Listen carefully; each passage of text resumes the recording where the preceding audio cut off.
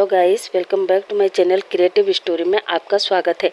तो गाइस, हाजिर हूँ मैं आप सबके लिए मेरी तरफ से ईजान वर्ष फीस्ट स्पेशल स्टोरी। कुछ तो कनेक्शन है हमारे बीच।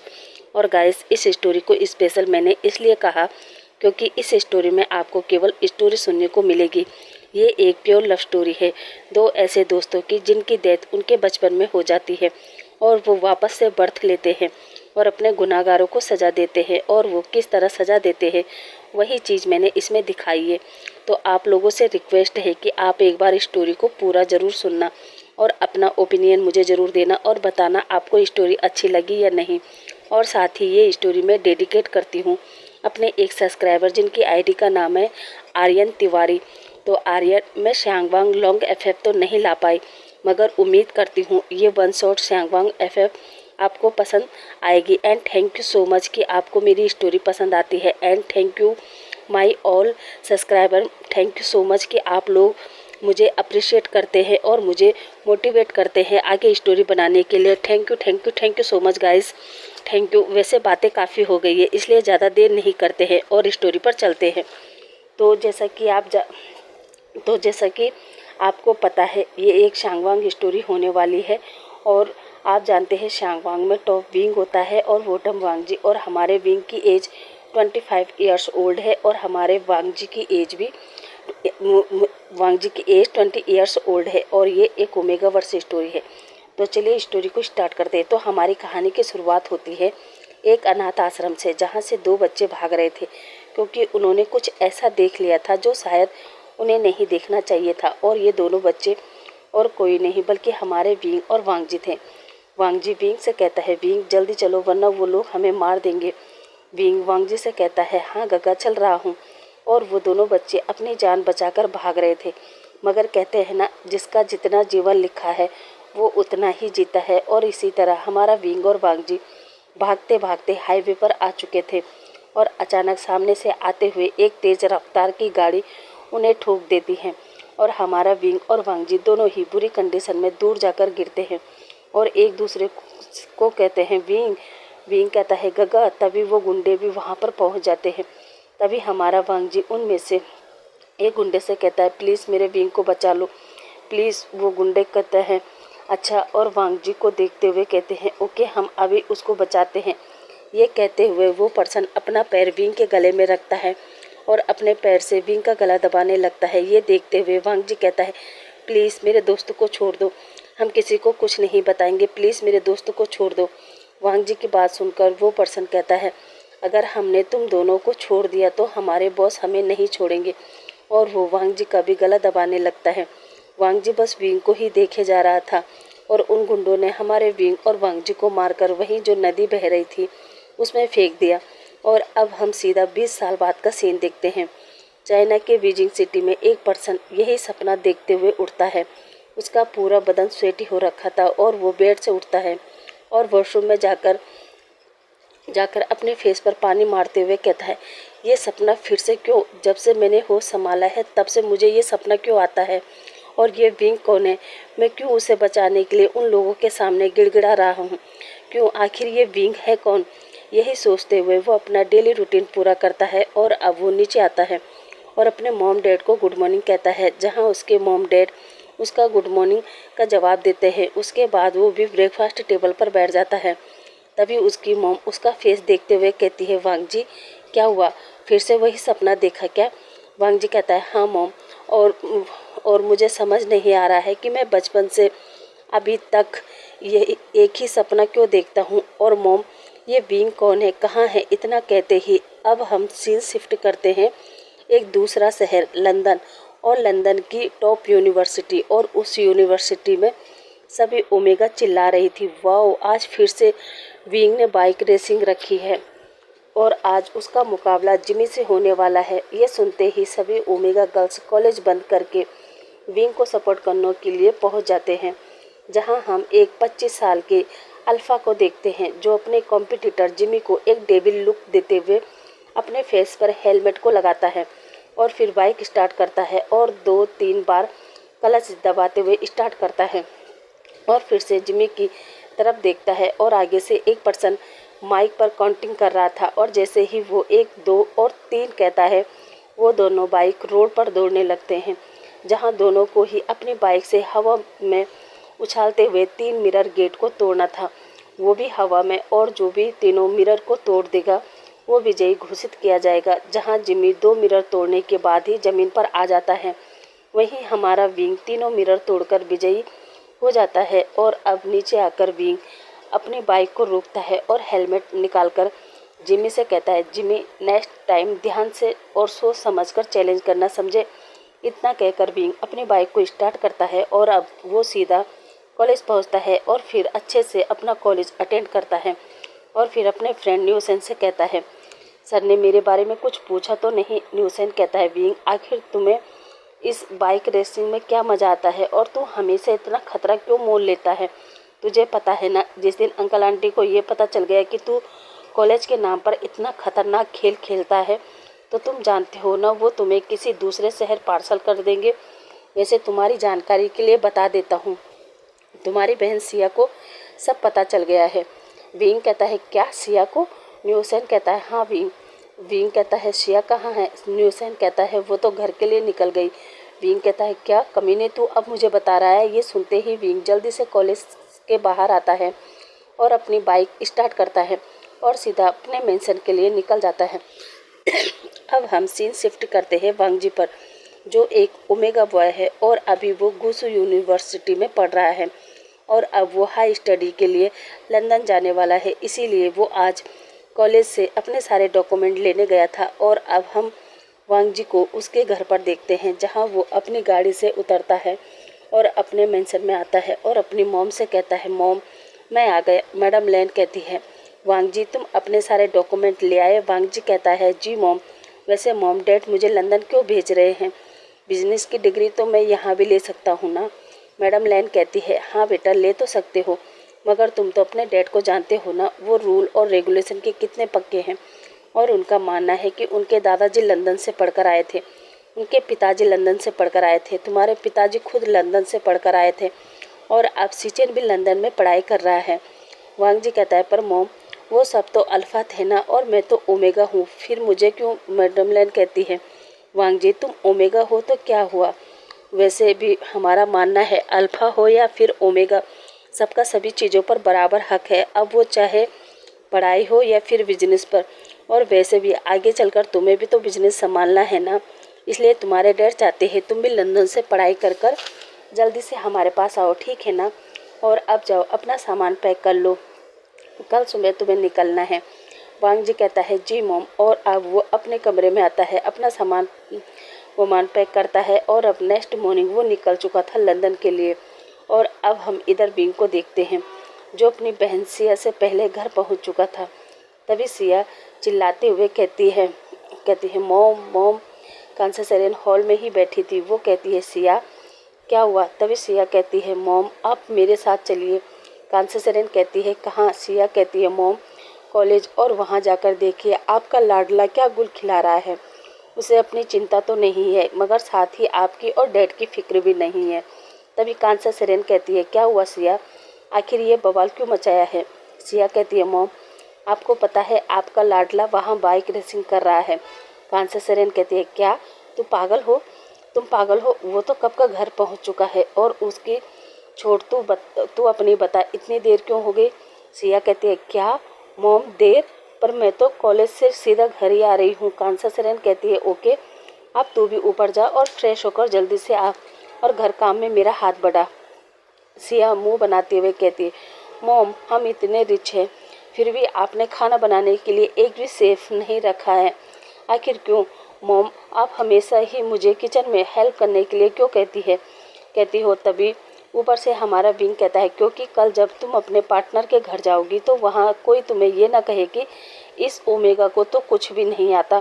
क्यों मॉम? तभी सिया कहती है, गगा मेरी छोड़िए, आप अपनी बताइए मॉम को, आज आपको किसी ने बाइक रेसिंग के लिए चैलेंज किया था और आपने वो खतरनाक चैलेंज पूरा भी किया है।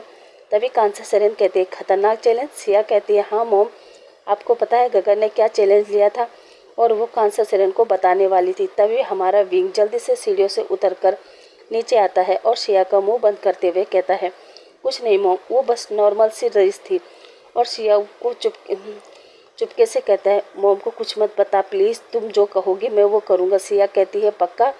विंग कहता है पक्का प्रॉमिस। सिया कहती है ओके गगा, आप अपनी बात से मुकर मत जाना। विंग कहता है नहीं मुकरूंगा मेरी माँ, मगर प्लीज़ मॉम को कुछ मत बताना। सिया कहती है ओके ठीक है। तभी कांसा सेरेन कहती है क्या हुआ, क्या छुपा रहे हो तुम दोनों? सिया कहती है कुछ नहीं मॉम, मैं तो बस ऐसे ही बोल रही थी।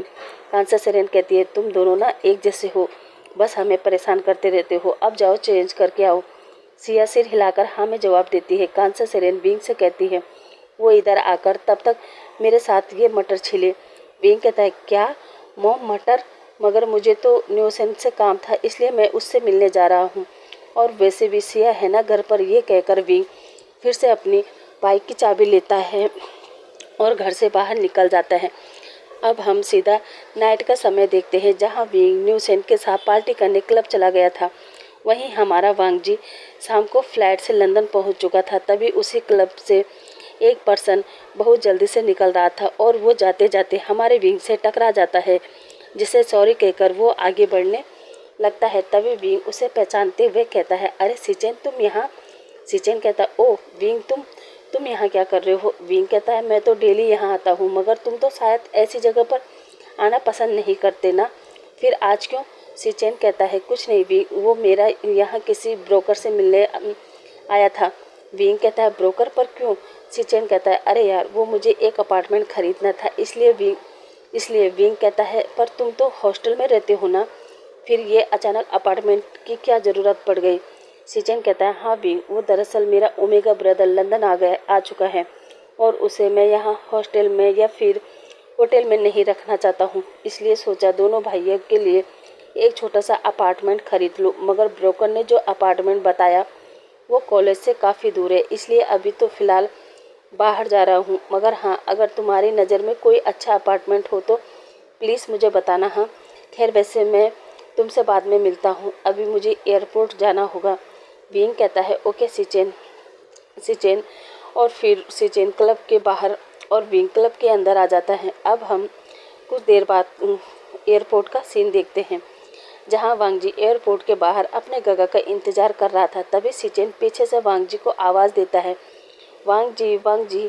वांग जी भी पीछे पलटता है और अपने गगा से कहता है गगा, और जाकर सिचेन को हक कर लेता है। और फिर सिचेन हक को ब्रेक करता है और वांग जी को देखते हुए कहता है ओ बोबो तुम कितने दुबले पतले हो गए हो। वांग जी कहता है नहीं तो गगा, मैं तो वैसा ही हूँ, बल्कि आप ही बहुत दुबले पतले हो गए हो। वैसे क्या कैंटीन में खाना अच्छा नहीं मिलता? सिचेन कहता है वो सब छोड़ो, ये बताओ मॉम कैसी है और डैड, उनका बिहेव अभी भी पहले जैसा ही है या कुछ चेंज हुआ है? तभी वांग जी कहता है गगा सारी दुनिया चेंज हो जाएगी, मगर डैड बिल्कुल भी चेंज नहीं होंगे। तभी तो देखो उन्होंने मुझे भी आपके साथ ही पढ़ाई करने के लिए भेज दिया है। वैसे गगा आप बताइए आप अच्छे तो हो ना? सिचेन कहता है हाँ बोबो मैं अच्छा हूँ, और अब तो मैं और भी अच्छा हो जाऊँगा, क्योंकि अब मेरे पास भी मेरी फैमिली होगी ना। वैसे सच बताऊँ तो मैं तुम्हें, मॉम को, डैड को बहुत मिस करता हूँ, मगर अब तुम आ गए ना, तो थोड़ी बहुत वो फैमिली वाली कमी कम हो गई है। अच्छा अब चलो। और फिर वो वांग जी को लेकर होटल पहुंचता है, जो देखते हुए वांग जी सिचेन से पूछता है कि क्या उन्हें अपार्टमेंट नहीं मिला? यही फिर कोई हॉस्टल जो सुनकर सिचेन कहता है हॉस्टल तो है, मगर मैं तुम्हें वहाँ नहीं रखना चाहता, क्योंकि अब मैं भी हॉस्टल में रहकर पक गया हूँ। इसलिए मैंने सोचा हम दोनों भाइयों के लिए एक छोटा सा अपार्टमेंट खरीद लूँ, ताकि इतने बड़े शहर में मैं अपने बोबो की केयर कर सकूँ। तभी वांग जी कहता है ओ इसका मतलब आप मुझे यहाँ सबसे प्रोटेक्ट करना चाहते हो? तभी सिचेन कहता है हाँ क्यों नहीं करूँ, क्योंकि मैं अपने बोबो से बहुत प्यार करता हूँ और मैं नहीं चाहता कि मेरा बोबो को यहाँ इस शहर में कोई भी तकलीफ हो। अच्छा अब तुम जाओ फ्रेश हो जाओ और मैं तब तक डिनर ऑर्डर करता हूँ। वांग जी ओके कहता है और फिर वांग जी अपने बैग से अपने कपड़े निकालता है और सावन लेने चला जाता है। इधर सिचेन भी दोनों भाइयों के लिए डिनर मंगवाता है और फिर दोनों भाई अच्छे से डिनर करते हैं। और अब नेक्स्ट डे का सीन देखते हैं, जहाँ वांग जी अपने गगा के साथ उसी कॉलेज में पहुंचता है जहां विंग, न्यूसेन, सिया ये सभी लोग पढ़ते हैं। अब सिचेन वांग जी को पहले तो प्रिंसिपल ऑफिस ले जाता है और फिर वांग जी को अपने साथ अपनी उसकी क्लास दिखाने जाता है, जहां लोग जैसे ही सीचेन और वांग जी को एक साथ देखते हैं तो सभी लोग शॉक, क्योंकि उन्हें लगता था कि वांग जी सीचेन का लवर है। इधर सीचेन वांग जी को उसकी क्लास दिखाते हुए अपने भाई से कहता है, अब मैं चलता हूँ, और हाँ, क्लास ओवर होने के बाद तुम गेट के बाहर मेरा इंतज़ार करना। वांग जी कहता है, ओके गगा, और फिर सीचेन भी वहाँ से अपनी क्लास की तरफ निकल जाता है। अब वांग जी अपनी क्लास में जाता है और सभी को हेलो कहकर एक खाली सीट देखकर बैठ जाता है। तभी वहाँ पर शाओ सिन चैन और वेंचिंग आते हैं, जो वांग जी से पूछते हैं, न्यू एडमिशन? वांग जी हाँ में जवाब देता है। तभी शाओ सिन चैन पूछता है, तुम्हारा नाम क्या है और तुम कहाँ से आए हो? जो सुनकर वांग जी कहता है, मेरा नाम वांग जी है और मैं चाइना से आया हूँ। तभी वेंचिंग कहती है, अरे वाह, हम दोनों भी चाइना से हैं। और अब वो वांग जी से हेलो करते हैं और उसका स्वागत भी करते हैं। तभी हम पीछे से सिया को देखते हैं, जो वेंचिंग और शाओ सिन चैन से कहती है, गाइस किससे बात कर रहे हो? तभी वेंचिंग कहती है, ओह सिया तुम आ गई, आओ इससे मिलो, ये वांग जी है, न्यू एडमिशन। तभी सिया वांग जी को देखकर कहती है, हेलो, मेरा नाम सिया है। वांग जी सिया को भी हेलो कहता है और अब फर्स्ट दिन ही सिया, वेंचिंग और शाओ सिन चैन ये तीनों ही वांग जी के फ्रेंड बन जाते हैं। अब एक क्लास ओवर होने के बाद ये चारों कैंटीन चले जाते हैं, जहाँ ये लोग अपने लिए चाय, कॉफ़ी, जूस वगैरह बाय करते हैं और कुछ फूड भी, और जाकर एक टेबल पर बैठ जाते हैं, जहाँ सिया कहती है, वैसे वांग जी तुम इस समय कहाँ रुके हो? मेरा मतलब हॉस्टल में या फिर तुम्हारा कोई अपार्टमेंट है?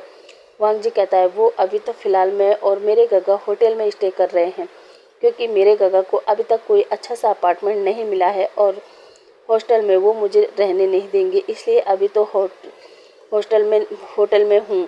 सिया कहती है, ओ अच्छा, वैसे तुम्हारे गगा का नाम क्या है? वांग जी कहता है, मेरे गगा का नाम लैन सिचेन है। जो सुनकर हमारे वेंचिंग की आंखों में तो एक चमक आ जाती है, क्योंकि लैन सिचेन हमारे वेंचिंग का क्रश है।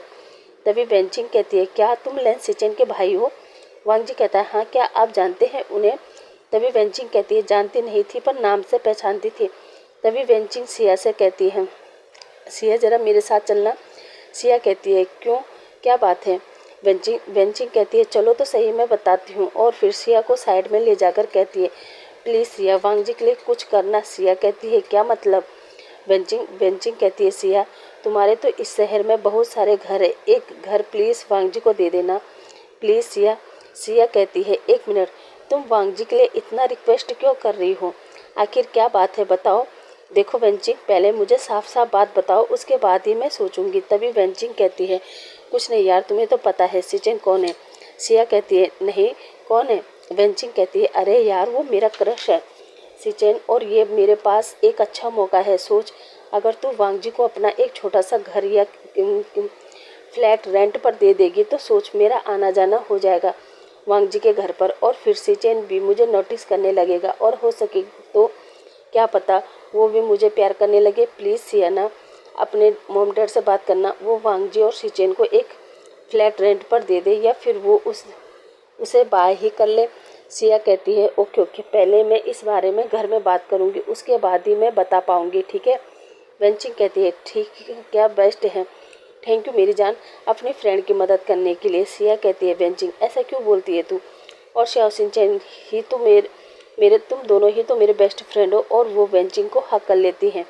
ये देखकर वांग जी शौक की सिया ने वेंचिंग को हक किया, और उसे एक गलतफहमी हो जाती है कि सिया और वेंचिंग एक दूसरे को डेट कर रहे हैं।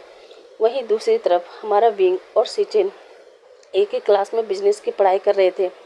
तभी क्लास ओवर होती है। विंग अपने दो दोस्तों के साथ क्लास से बाहर आता है। तभी वो सिचेन को देखते हैं, जो किसी से फ़ोन पर बात कर रहा था कि सर उसे 1-2 दिन में कॉलेज के पास ही एक अपार्टमेंट खरीदना चाहता है। प्लीज़ सर, कुछ तो कीजिए, बहुत अर्जेंट है सर, प्लीज़ प्लीज़। मगर उधर से फ़ोन कट जाता है और सिचेन काफ़ी परेशान हो जाता है।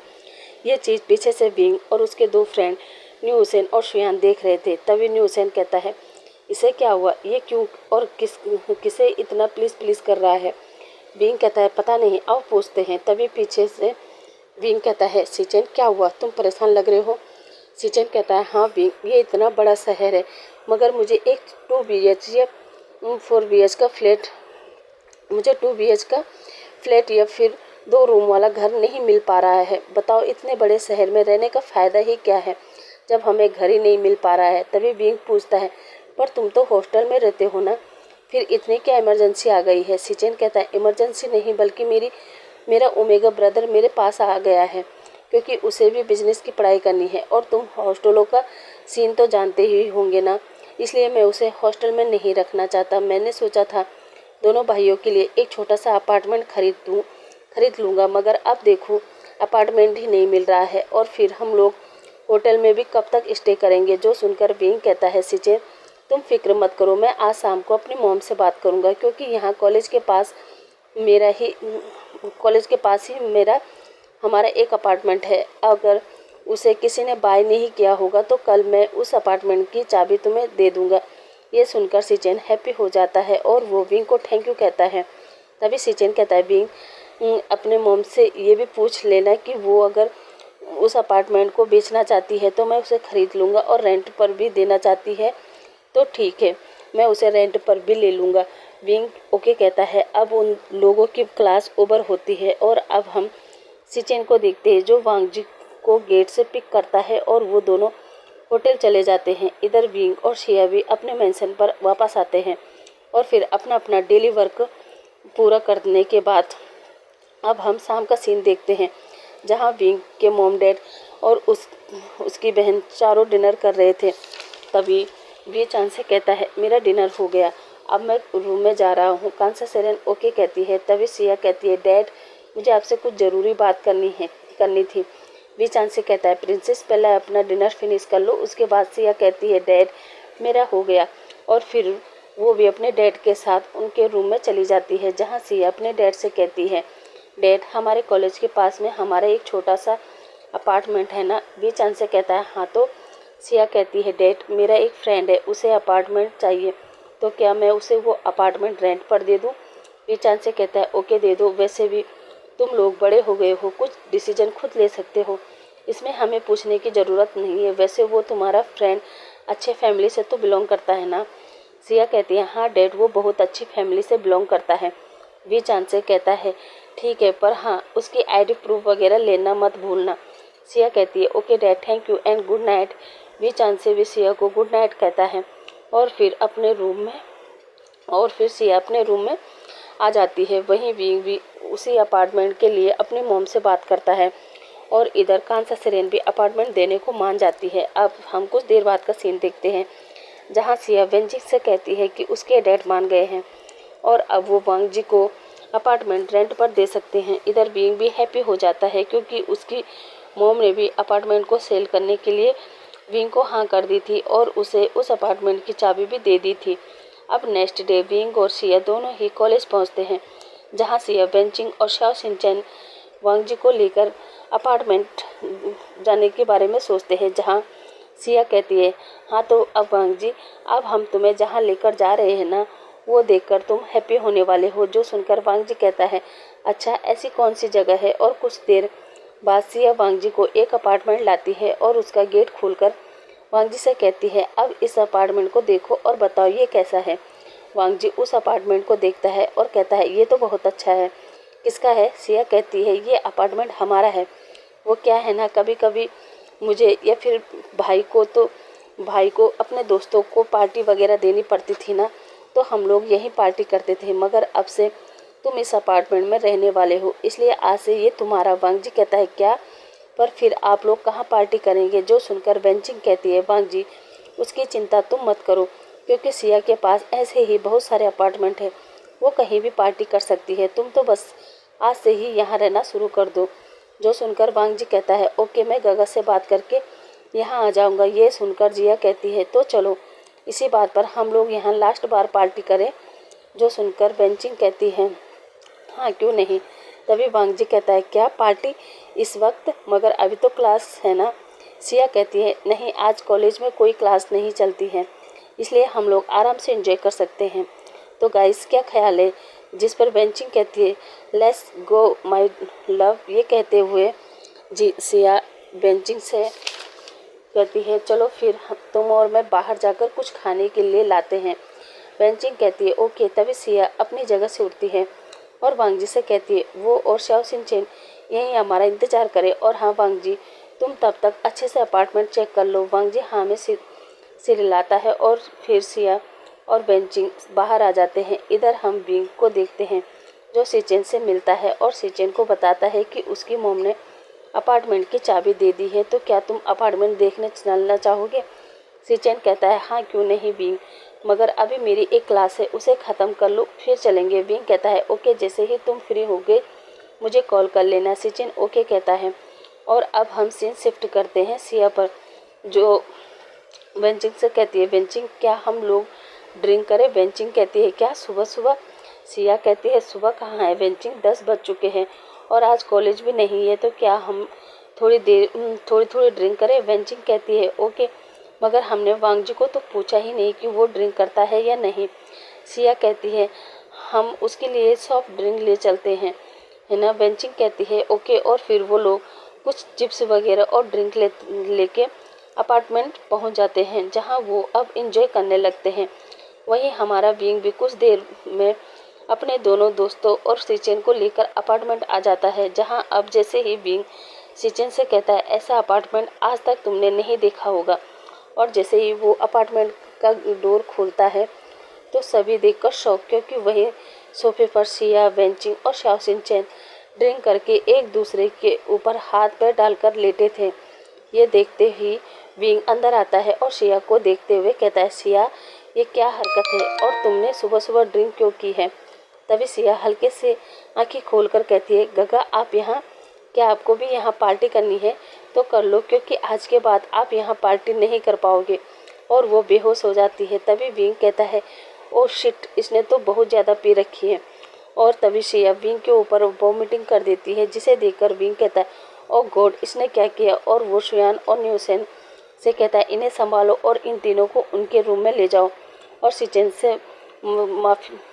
से कहता है कि माफ़ करना, मगर मैं इसे अभी साफ़ करके आया। ये कहते हुए वो सिचेन को लिविंग रूम में ही छोड़ देता है और खुद दूसरे रूम में चला जाता है, जहां हमारा वांग जी अपने शर्ट उतारकर उसे साफ़ कर रहा था, क्योंकि सिया ने उस पर भी वॉमिटिंग कर दी थी इसलिए। मगर हमारे विंग को नहीं पता था कि उसके अपार्टमेंट के वॉशरूम में कोई है, और वो भी अपने शर्ट को खोलता है और वॉशरूम में घुस जाता है, जहां वॉशरूम खुलने की आवाज़ जैसे ही हमारे वांग जी के कानों में जाती है तो वो पीछे पलटता है, जहां वो उस वॉशरूम में हाफ निकेड विंग को देखता है तो चीखता है। वहीं विंग भी वांग जी को देखकर डर के चीखता है और वांग जी से कहता है कौन हो तुम और यहाँ क्या कर रहे हो। तभी वांग जी अपना मुंह फेर कर कहता है यू पार्वत इंसान, तुम कौन हो और यहाँ क्या कर रहे हो और तुम अंदर कैसे आए।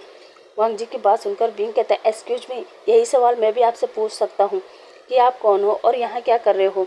तभी वांग जी कहता है पहले आप बताइए, आप वॉशरूम से बाहर निकलिए फिर मैं बताता हूँ कि मैं कौन हूँ। विंग कहता है ओके जल्दी बाहर आओ, और फिर विंग वॉशरूम से बाहर निकल जाता है। वहीं हमारे वांग जी की शर्ट तो गीली हो गई थी, इसलिए वो विंग की ही शर्ट पहनकर बाहर आ जाता है। अब हम विंग को सबके साथ बाहर देखते हैं। तभी वांग जी भी बाहर आता है और वो एक एक करके सबको देखता है, जहाँ सिचेन और वांग जी दोनों एक दूसरे को देखकर कहते हैं गगा वांग जी। और फिर सिचेन वांग जी के पास आकर कहता है वांग जी तुम यहाँ, और ये किसकी शर्ट पहनी है तुमने। जो सुनकर वांग जी कहता है गगा ये शर्ट शायद मेरे फ्रेंड के ब्रदर की है और मैं उसी के साथ यहाँ आया था। तभी विंग कहता है क्या तुम सिया के साथ आए हो। वांग जी कहता है हाँ, क्या आप सिया को जानते हो। विंग कहता है हाँ, क्योंकि सिया मेरी सिस्टर है। वांग जी शौक होकर कहता है क्या। तभी सिचेन कहता है वांग जी पर तुम क्लास छोड़कर यहाँ क्या कर रहे हो। वांग जी कहता है सॉरी गगा, पर मेरी कोई क्लास नहीं थी इसलिए सिया मुझे अपने साथ इस अपार्टमेंट को देखने ले आए। विंग पूछता है क्या अपार्टमेंट। वांग जी कहता है हाँ, क्योंकि मैं इसे रेंट पर खरीदने वाला हूँ। विंग शौक होकर कहता है क्या। तभी सिचेन कहता है क्या, पर वांग जी तुमने इस बारे में मुझसे बात क्यों नहीं की। वांग जी कहता है वो गगा मुझे आज ही 2 घंटे पहले सिया अपने साथ लेकर आए और उसने मुझसे कहा मैं चाहूँ तो इस अपार्टमेंट को रेंट पर बाय कर सकता हूँ। सिचेन कहता है क्या। वांग जी कहता है जी गगा, पर आप यहाँ कैसे। सिचेन कहता है वांग जी मैं भी अपार्टमेंट को खरीदने आया था। वांग जी भी शौक होकर कहता है क्या, सिया ने आपसे भी बात की थी। सिचेन कहता है नहीं, मुझसे तो सिया ने नहीं बल्कि विंग ने बात की थी। तभी वांग जी शौक होकर पूछता है, क्या विंग ने? तभी विंग कहता है, हाँ मैंने। अब जैसे ही विंग हाँ मैंने कहकर आगे आता है, वांग जी उसे देखने लगता है और पूछता है, क्या आप सच में विंग हैं? विंग कहता है, हाँ क्या हुआ? और फिर वांग जी अपने उसी सपने के बारे में याद करता है और अपने गगा से कहता है, गगा मुझे होटल जाना है। सिचेन कहता है, क्या? वांग जी कहता है, हाँ गगा मुझे होटल जाना है। सिचेन कहता है, पर क्यों वांग जी? वांग जी कहता है, गगा मैं अभी आपको कोई जवाब नहीं दे सकता, फिलहाल मुझे जाना है। और वो अपना बैग उठाता है और विंग से कहता है, मैं आपकी शर्ट कल लौटा दूंगा। ये कहकर वो निकल जाता है। इधर सिचेन भी विंग को सॉरी कहकर उस अपार्टमेंट से बाहर निकल जाता है। इधर शुयान और न्यूसेन विंग से पूछते हैं, वो ओमेगा कौन थी और सिचेन को गगा क्यों कह रही थी? क्या वही ओमेगा सिचेन का ब्रदर है? पर वो ऐसे अचानक और घबराते हुए बाहर क्यों निकल गया? क्या तुमने उसे कुछ कहा? विंग कहता है, नहीं यार मैंने तो कुछ भी नहीं कहा।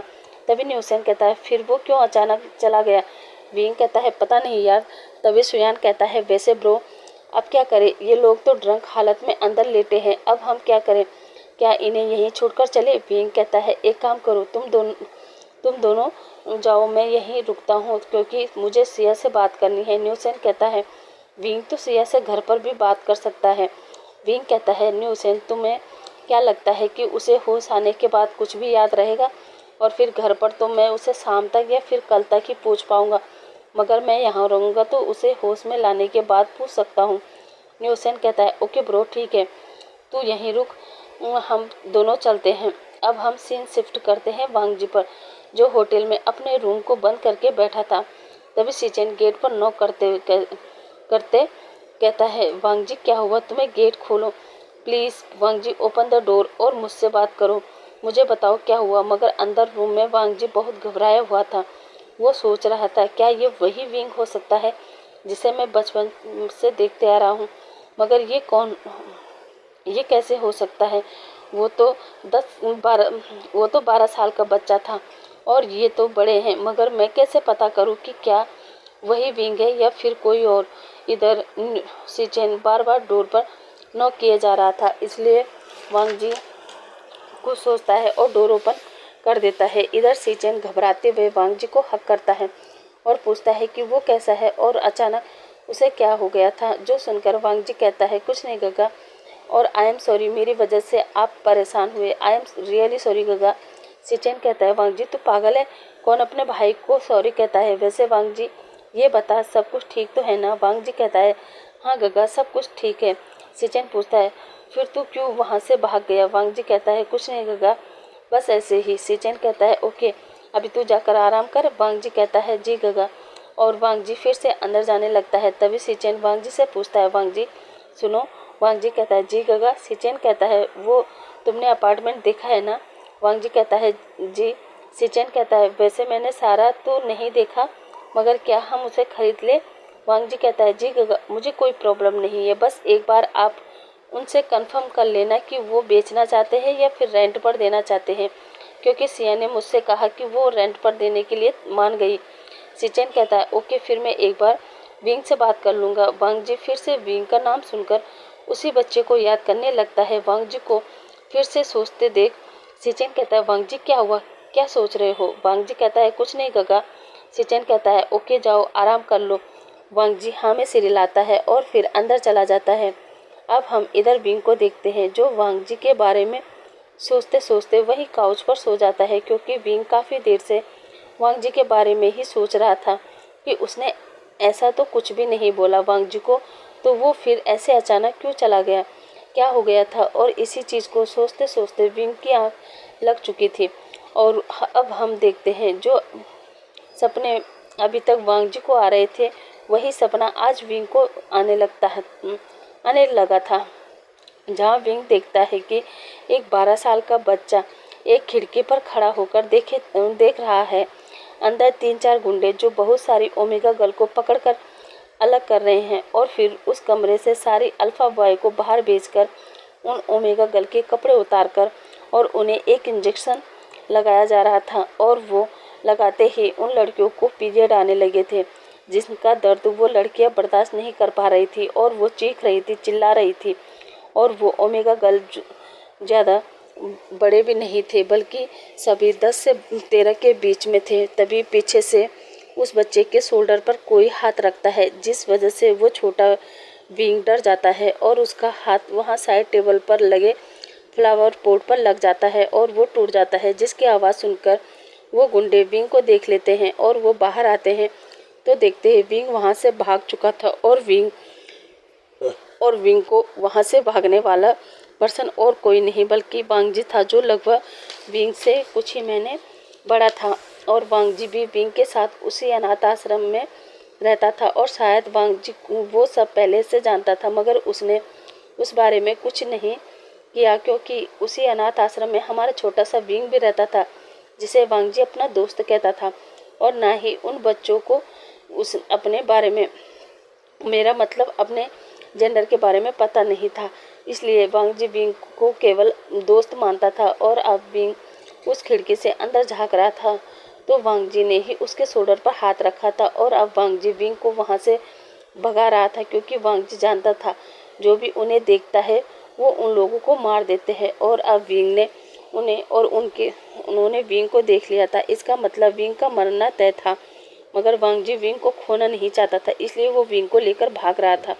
और जहाँ वांगजी विंग से कहता है विंग जल्दी चलो, हमें भागना होगा, विंग भी वांगजी से कहता है गगा मैं चल रहा हूँ, वांगजी का मैं भाग रहा हूँ। मगर भागते भागते उनका एक्सीडेंट हो जाता है और दोनों बच्चे सड़क किनारे खून से लथपथ गिरे पड़े थे। और फिर हमने देखा था जहाँ वांगजी चिल्ला रहा था, उन गुंडों से मदद मांग रहा था कि वो उसके विंग को छोड़ दे, और वहीं हमारा विंग ने अपने मन में कह रहा था प्लीज़ वांगजिगा मुझे बचा लो, मुझे बचा लो वांगजिगा, मैं नहीं मरना चाहता। और वो गुंडे अपने पैर से विंग का गला दबाने लगता है और प्रेजेंट में विंग जो गहरी नींद में था वो अपने मन में यही कह रहा था वांगजिगा प्लीज़ मुझे बचा लो, मैं मरने नहीं चाहता, प्लीज़ वांगजिगा मुझे बचा लो। और वो मन में वांगजी का नाम ही ले रहा था और विंग पूरा स्वेटी हो चुका था, उसका दम घुट रहा था। और वो अचानक अपनी आंखें खोलता है और हैवी ब्रीथ लेते हुए इधर उधर देखता है तो उसे एहसास होता है कि वो तो अपने अपार्टमेंट में है। उसके बाद वो उठता है और फ्रिज से पानी निकालता है और उसे पीते हुए वो सोचता है ये कैसा सपना था और वो मैं था जिसने वो सब होते हुए देखा, पर मेरे साथ वो कौन था जिसे मैं वांगजी का कह रहा था, क्या वो सिचेन का वही ब्रदर है? पर नहीं, ये कैसे हो सकता है? मैं तो वांगजी को ना तो जानता हूँ और ना ही पहचानता हूँ और ना ही मैं उस जगह को जानता हूँ जहाँ वो ओमेगा गर्ल्स थे। मैं तो लंदन से बाहर ही नहीं गया, फिर वो ओमेगा गर्ल्स और वो वांगजी गगा और हम भाग क्यों रहे थे? आखिर ये कैसा सपना था? और फिर भी दूसरे रूम में जाता है जहाँ सिया बेंचिंग और शाओ शिनचैन सोए हुए थे। अब विंग उन सबको जगाता है और फिर वो लोग अपना सिर पकड़ कर उठते हैं और सामने विंग को देखकर सिया शौक होते हुए पूछती है गगा आप यहाँ कब आए? विंग कहता है तब जब तुम नशे में बेहोश हो गई थी। वैसे ये बताओ इतने पीने की क्या ज़रूरत है? सिया विंग का बाजू पकड़ते हुए उसके शोल्डर पर सिर रखते हुए कहती है वो क्या है ना गगा, आज हमने सुबह सुबह ही इस घर में एक लास्ट पार्टी की है, क्योंकि कल से तो वांगजी इस अपार्टमेंट को रेंट पर बाय करने वाला है ना, इसलिए। तभी विंग पूछता है सिया इस वांगजी को तुम कब से जानती हो? सिया कहती है गगा वो 2 दिन से वो हमारे कॉलेज में अभी अभी आया है ना। विंग पूछता है कहाँ से और इतनी जल्दी तुम उसे अपार्टमेंट देने को तैयार हो गई, वो भी अपनी मर्जी से? सिया कहती है नहीं गगा, मैं डैड से पूछा था और वांगजी चाइना से आया है और सबसे बड़ी बात वो सिचेन का ब्रदर है। विंग शौक होकर पूछता है क्या तुम सिचेन को जानती हो? सिया कहती है नहीं, पर वो वेंचिंग उसे जानती है। विंग फिर शौक होकर पूछता है क्या वेंचिंग जानती है? पर कैसे? क्या सिचेन वेंचिंग का कोई रिलेटिव है या? सिया कहती है ओहो गगा, आप कितना सवाल पूछ रहे हैं, वैसे भी मेरा सर फट रहा है और एक आप हो जो मुझे सवाल पूछ के परेशान कर रहे हो। विंग कहता है ठीक है अब जाओ थोड़ा फ्रेश हो जाओ, उसके बाद हम घर चलते हैं। सिया कहती है ओके गगा, वैसे टाइम कितना हुआ है? विंग कहता है 4 बज चुके हैं। सिया शौक होते हुए कहती है क्या? और अब वो अपनी आंखें खोलती है और विंग को पुश करते हुए कहती है गगा आप मुझे थोड़ा जल्दी नहीं उठा सकते थे क्या? आपको पता है ना, अगर मैं टाइम पर घर नहीं पहुंची तो मॉम कॉलेज पहुंच जाएगी। ये कहते हुए वो उन दोनों को भी आवाज़ देती है और फिर वो दोनों भी उठते हैं और वो भी अपना फेस वेस क्लीन करते हैं और फिर वेंचिंग और शाओसिन चैन भी वहाँ से निकल जाते हैं। इधर श्रेया अच्छे से फ्रेश होकर बाहर आती है और अपने गगा से पूछती है कि वेंचिंग और शाओसिन चैन कहाँ गए। बिंग कह देता है वो दोनों चले गए हैं। तभी श्रेया कहती है दोनों, और वांगजी वो कहाँ है। बिंग कहता है वो अपने गगा के साथ होटल चला गया। श्रेया कहती है क्या अपने गगा के साथ, मगर उसके गगा यहाँ कैसे आए। बिंग कहता है मैं लेके आया था। श्रेया कहती है क्या आप पर क्यों। बिंग कहता है पहले चलते हैं, रास्ते में बताऊंगा। श्रेया ओके कहती है और फिर वो दोनों भी वहाँ से निकल जाते हैं। जहाँ रास्ते में बिंग श्रेया को सब कुछ बताता है, जो सुनकर श्रेया शौक होकर पूछती है क्या आप भी वो अपार्टमेंट सिचन को देना चाहते थे। बिंग कहता है हाँ, और मैं वांग जी को। फिर तो अच्छा है ना गगा, हम दोनों उन दोनों भाइयों को ही अपार्टमेंट दे रहे थे और अब मेरी टेंशन भी खत्म हो गई। जो सुनकर बिंग कहता है टेंशन, कैसी टेंशन श्रेया। श्रेया कहती है गगा मैंने डैड से बात की थी और उन्होंने मुझसे कहा था कि मैं वांग जी से आईडी प्रूफ ले लूँ वेरिफिकेशन के लिए, मगर अब तो ठीक है, आप तो अपने भाई उसके भाई को अच्छे से जानते हैं, इसलिए हमें वेरिफिकेशन की ज़रूरत नहीं है। क्यों गगा, सही कहा ना मैंने। बिंग केवल कहता है और अब वो दोनों भी मेंशन पहुंच चुके थे, जहां सिया तो हैप्पी अपने रूम में चली जाती है, मगर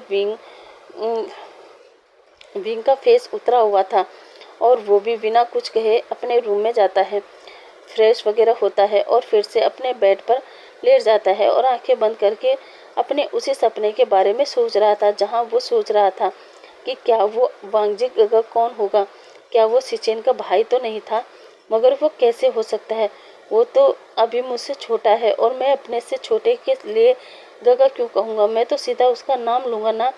मगर वो ओमेगा गर्ल कौन थी और वो जगह कौन सी है, यही सोच रहा था। अब हम नाइट का सीन देखते हैं, जहाँ चारों अपना डिनर फिनिश करने के बाद हॉल में बैठे थे। तभी बिंग अपनी मॉम से पूछता है मॉम क्या हम कभी बचपन में कहीं बाहर गए थे घूमने के लिए। कांसा सेरेन कहती है बिंग क्या हुआ, क्या बात है। बिंग कहता है प्लीज़ मॉम बताइए ना। कांसा सेरेन कहती है हाँ, एक बार मैं तुम्हारे डैड के साथ गई थी, वो भी केवल हनीमून के लिए, वो भी तुम्हारी दादी नानी और तुम्हारी मासी आंट यू ने हम दोनों को ज़बरदस्ती स्विट्ज़रलैंड भेजा था, वो भी हनीमून मनाने के लिए। उसके बाद से तो 26 साल हो गए हैं, मगर तुम्हारे डैड मुझे यहाँ से कहीं लेके नहीं गए। मगर क्या बात है बिंग, तुमने ये क्यों पूछा क्या हुआ, क्या कुछ हुआ है। बिंग कहता है नो मोम, ऐसा कुछ नहीं है, मैंने तो बस ऐसे ही पूछ लिया। तभी बीचान से कहता है सिया बिंग अब जाओ अपने रूम में, वैसे भी काफ़ी लेट हो गया है। बिंग और शिया ओके कहते हैं और फिर अपने मॉम डैड को गुड नाइट कहकर चले जाते हैं। अब हम कांसा सेरेन को देखते हैं, जो दोनों बच्चों के जाने के बाद भी चांसी से पूछती है कि आपने बिंग से कुछ कहा। बी चांस से कहता है नहीं तो क्यों, क्या हुआ। कांसा सेरेन बताती है आज जब से वो घर आया है तब से आज वो घर पर, जब से वो घर आया आज वो घर पर ही था, वो बाहर भी नहीं गया, जबकि बिंग अपने घर में कम ही रहता है। तभी बीचान से कहता है तुम्हारे लाडले को अकल आ गई होगी, वैसे भी वो 25 साल का हो चुका है। और हाँ, अपने लाडले से कहना वो कभी कभी ऑफिस भी आ जाए, आखिर आगे चलकर उसे ही तो सब कुछ संभालना होगा ना। ये कहकर वो भी अपने रूम में चला जाता है। इधर कांसा सेरेन भी चांसे के साथ ही रूम में आ जाती है। अब अगली मॉर्निंग सुबह के 9 बजे बिंग और वांगजी दोनों कॉलेज पहुंचते हैं, जहां आते ही दोनों एक दूसरे के बारे में सोच रहे थे और कहते हैं क्या वो वांगजी से बात करें। वही वांगजी कहता है नहीं, मैं बिंग के नाम के बारे में कुछ ज़्यादा ही सोच रहा हूँ और कल के बिहेव के लिए मुझे उससे माफ़ी मांगनी चाहिए। ये सोचते हुए वो अपनी क्लास की तरफ बढ़ रहा था। तभी शाओ शिनचैन और वेंचिंग वांगजी को बुलाते हैं और उससे कल के बिहेव के लिए सॉरी कहते हैं कि कल हमने कुछ ज़्यादा ही ड्रिंक कर ली थी। तभी वांगजी कहता है इट्स ओके गाइस, अब अंदर चलें, और वो हाँ में सिर हिलाते हैं और अंदर क्लास में बैठते हैं। तभी वांगजी अपना बैग ओपन करता है और उसमें बिंग की शर्ट को देख के सोचता है कि वो इस शर्ट को वापस करने के बहाने विंग से मिलेगा और उसे कल के लिए सॉरी कहेगा। और अब हम कुछ देर बाद का सीन देखते हैं, जहां वांगजी की क्लास नहीं थी। तभी वो अपने बैग से शर्ट निकालता है और उसे लेकर विंग से मिलने जाने लगता है। मगर तभी वेनचिंग और शाओ शिनचैन दोनों ही वांग जी से पूछते हैं कि ये तुम्हारे हाथ में क्या है, और वेनचिंग वो पैकेट हाथ से लेकर उसे देखती है और कहती है ये तो विंग की शर्ट है, ये तुम्हारे पास कहाँ से आई। तभी वांग जी शौक होते हुए पूछता है क्या तुम उसकी शर्ट को पहचानती हो। वेनचिंग कहती है हाँ, क्योंकि ये शर्ट कई बार मैंने उस अपार्टमेंट में देखी है, पर तुमने बताया नहीं कि ये शर्ट तुम्हारे पास कहाँ से आई। वांग जी कहता है वो मैं कल इस शर्ट को पहनकर आया था। वेनचिंग शौक होकर कहते हैं क्या तुम सिया के भाई विंग की शर्ट पहनकर आ गए थे। वांग जी कहता है हाँ। तभी वेनचिंग कहती है पर जहाँ तक मुझे याद है कल विंग भी वहाँ पहुँचा हुआ था, क्या उसने तुम्हें देखा अपनी शर्ट पहने हुए। वांग जी कहता है हाँ, पर तुम ये क्यों पूछ रही हो, आखिर क्या बात है। वेनचिंग तो हैप्पी होते हुए कहती है वांग जी तुम्हें पता है तुम वो पहले ओमेगा हो जिसे विंग की कुछ चीज़ मिली, वरना उसने आज तक किसी भी ओमेगा को अपनी चीज़ को छूने भी नहीं दिया, और तुमने तो उसके सामने उसकी शर्ट पहनकर बाहर निकल गए। तो ये तो ब्रेकिंग न्यूज़ है। वांग जी लंदन का सबसे रिच पर्सन का इकलौता बेटा, उसने अपनी शर्ट एक खूबसूरत से ओमेगा बॉय को दिया। वाह वाह तालियां। वांग जी कहता है वेनचिंग क्या बकवास कर रही हो, वैसे तुम्हें पता है वो इस समय कहाँ मिलेगा, मेरा मतलब उसकी क्लास किस तरफ है। वेनचिंग कहती है क्यों, क्या करना है। वांग जी कहता है अरे यार उसकी शर्ट वापस लौटानी है। वेनचिंग कहती है बेकार है, क्योंकि अगर कोई एक बार उसकी किसी चीज़ को टच कर ले तो वो उसे फेंक देता है, मगर वो दोबारा उसको यूज नहीं करता। मगर तुम्हें चलना है तो चलो, मैं ले चलती हूँ। ये कहकर वो वांग जी को ले जाती हैं। और अब हम इधर विंग को देखते हैं जो आज बहुत ही बैड मूड में लग रहा था, क्योंकि उसे वही सपना दोबारा आया था नाइट में, जिस वजह से उसकी नींद खराब हो गई थी। और आज कॉलेज में भी वो उसी सपने के बारे में सोच रहा था। और आज तो उसने अपने बेस्ट फ्रेंड सुयान और न्यूसेन इनसे भी बात नहीं की थी। अब वो बास्केटबॉल ग्राउंड में अकेले बास्केटबॉल खेल रहा था, और उसके दोनों दोस्त सुयान और न्यूसेन दोनों ही वही साइड में बैठकर विंग को देख रहे थे, जिसे देखकर साफ लग रहा था कि विंग सैड है। पर क्यों, यही हमारे सुयान और न्यूसेन सोच रहे थे। तभी कुछ देर बाद हम वांग जी को उसी बास्केटबॉल ग्राउंड में देखते हैं, जो जाकर सीधा विंग के शोल्डर पर हाथ रखता है, जिसका टच फील करते हुए विंग को बचपन वाला टच फील होता है और उसके मुंह से एकदम निकल जाता है। वांग जी और पीछे पलटकर देखता है जहां वांग जी विंग विंग की शर्ट लेकर खड़ा था। और वांग जी कहता है इसलिए वांग जी से कहता है कि तुम। वांग जी कहता है जी मैं। वांग जी कहता है वो मैं आपकी शर्ट लौटाने आया था और मैं आपसे माफ़ी भी मांगना चाहता था। विंग कहता है माफ़ी, मगर किस लिए। वांग जी कहता है वो कल मैं बिना कुछ कहे वहाँ से चला गया था ना, इसलिए। विंग करता है और वांग जी को आई एम सॉरी कहता है। विंग भी इट्स ओके कह देता है, और फिर वांग जी विंग की शर्ट विंग को पकड़ा के जाने लगता है। तभी विंग कहता है रुको। वांग जी विंग की आवाज़ सुनकर रुक जाता है और विंग की तरफ देखकर कहता है जी। विंग कहता है कुछ नहीं। वांग जी फिर कुछ भी नहीं कहता और वहाँ से निकल जाता है। इधर सुयान, न्यूसेन, वेनचिंग और शाओ शिनचैन वो चारों ही विंग को मुंह खोलकर देखने लगते हैं, क्योंकि ये पहली बार था जब विंग ने अपनी शर्ट वांग जी के हाथ से ली थी। और अब सुयान और न्यूसेन विंग को टीज करने लगते हैं कि ब्रो ये क्या बात है, आज पहली बार तुमने वांग जी के हाथ से अपनी शर्ट वापस ली, कहीं वो तुम्हें पसंद तो नहीं आया ना। विंग कहता है नहीं यार ऐसा कुछ नहीं है, और मैं खुद नहीं समझ पा रहा हूँ कि आखिर मैं उससे वैसा बिहेव क्यों नहीं कर पाया जैसा मैं और लोगों से करता हूँ। मुझे समझ नहीं आ रहा है सुयान, मुझे समझ नहीं आ रहा है। और वो इस तरह बिहेव करता है कि सुयान और न्यूसेन दोनों ही शौक। वो विंग से कहता है हे ब्रो क्या हुआ तुझे, हम दोनों तो मजाक कर रहे थे मगर तू तो सीरियस हो गया। विंग कहता है नहीं न्यूसेन, मैं तुम्हारी बात से परेशान नहीं हूँ, बल्कि मैं तो सपने से परेशान हूँ। सुयान और न्यूसेन शौक होते हुए पूछते हैं क्या ड्रीम से परेशान हो, मगर क्यों।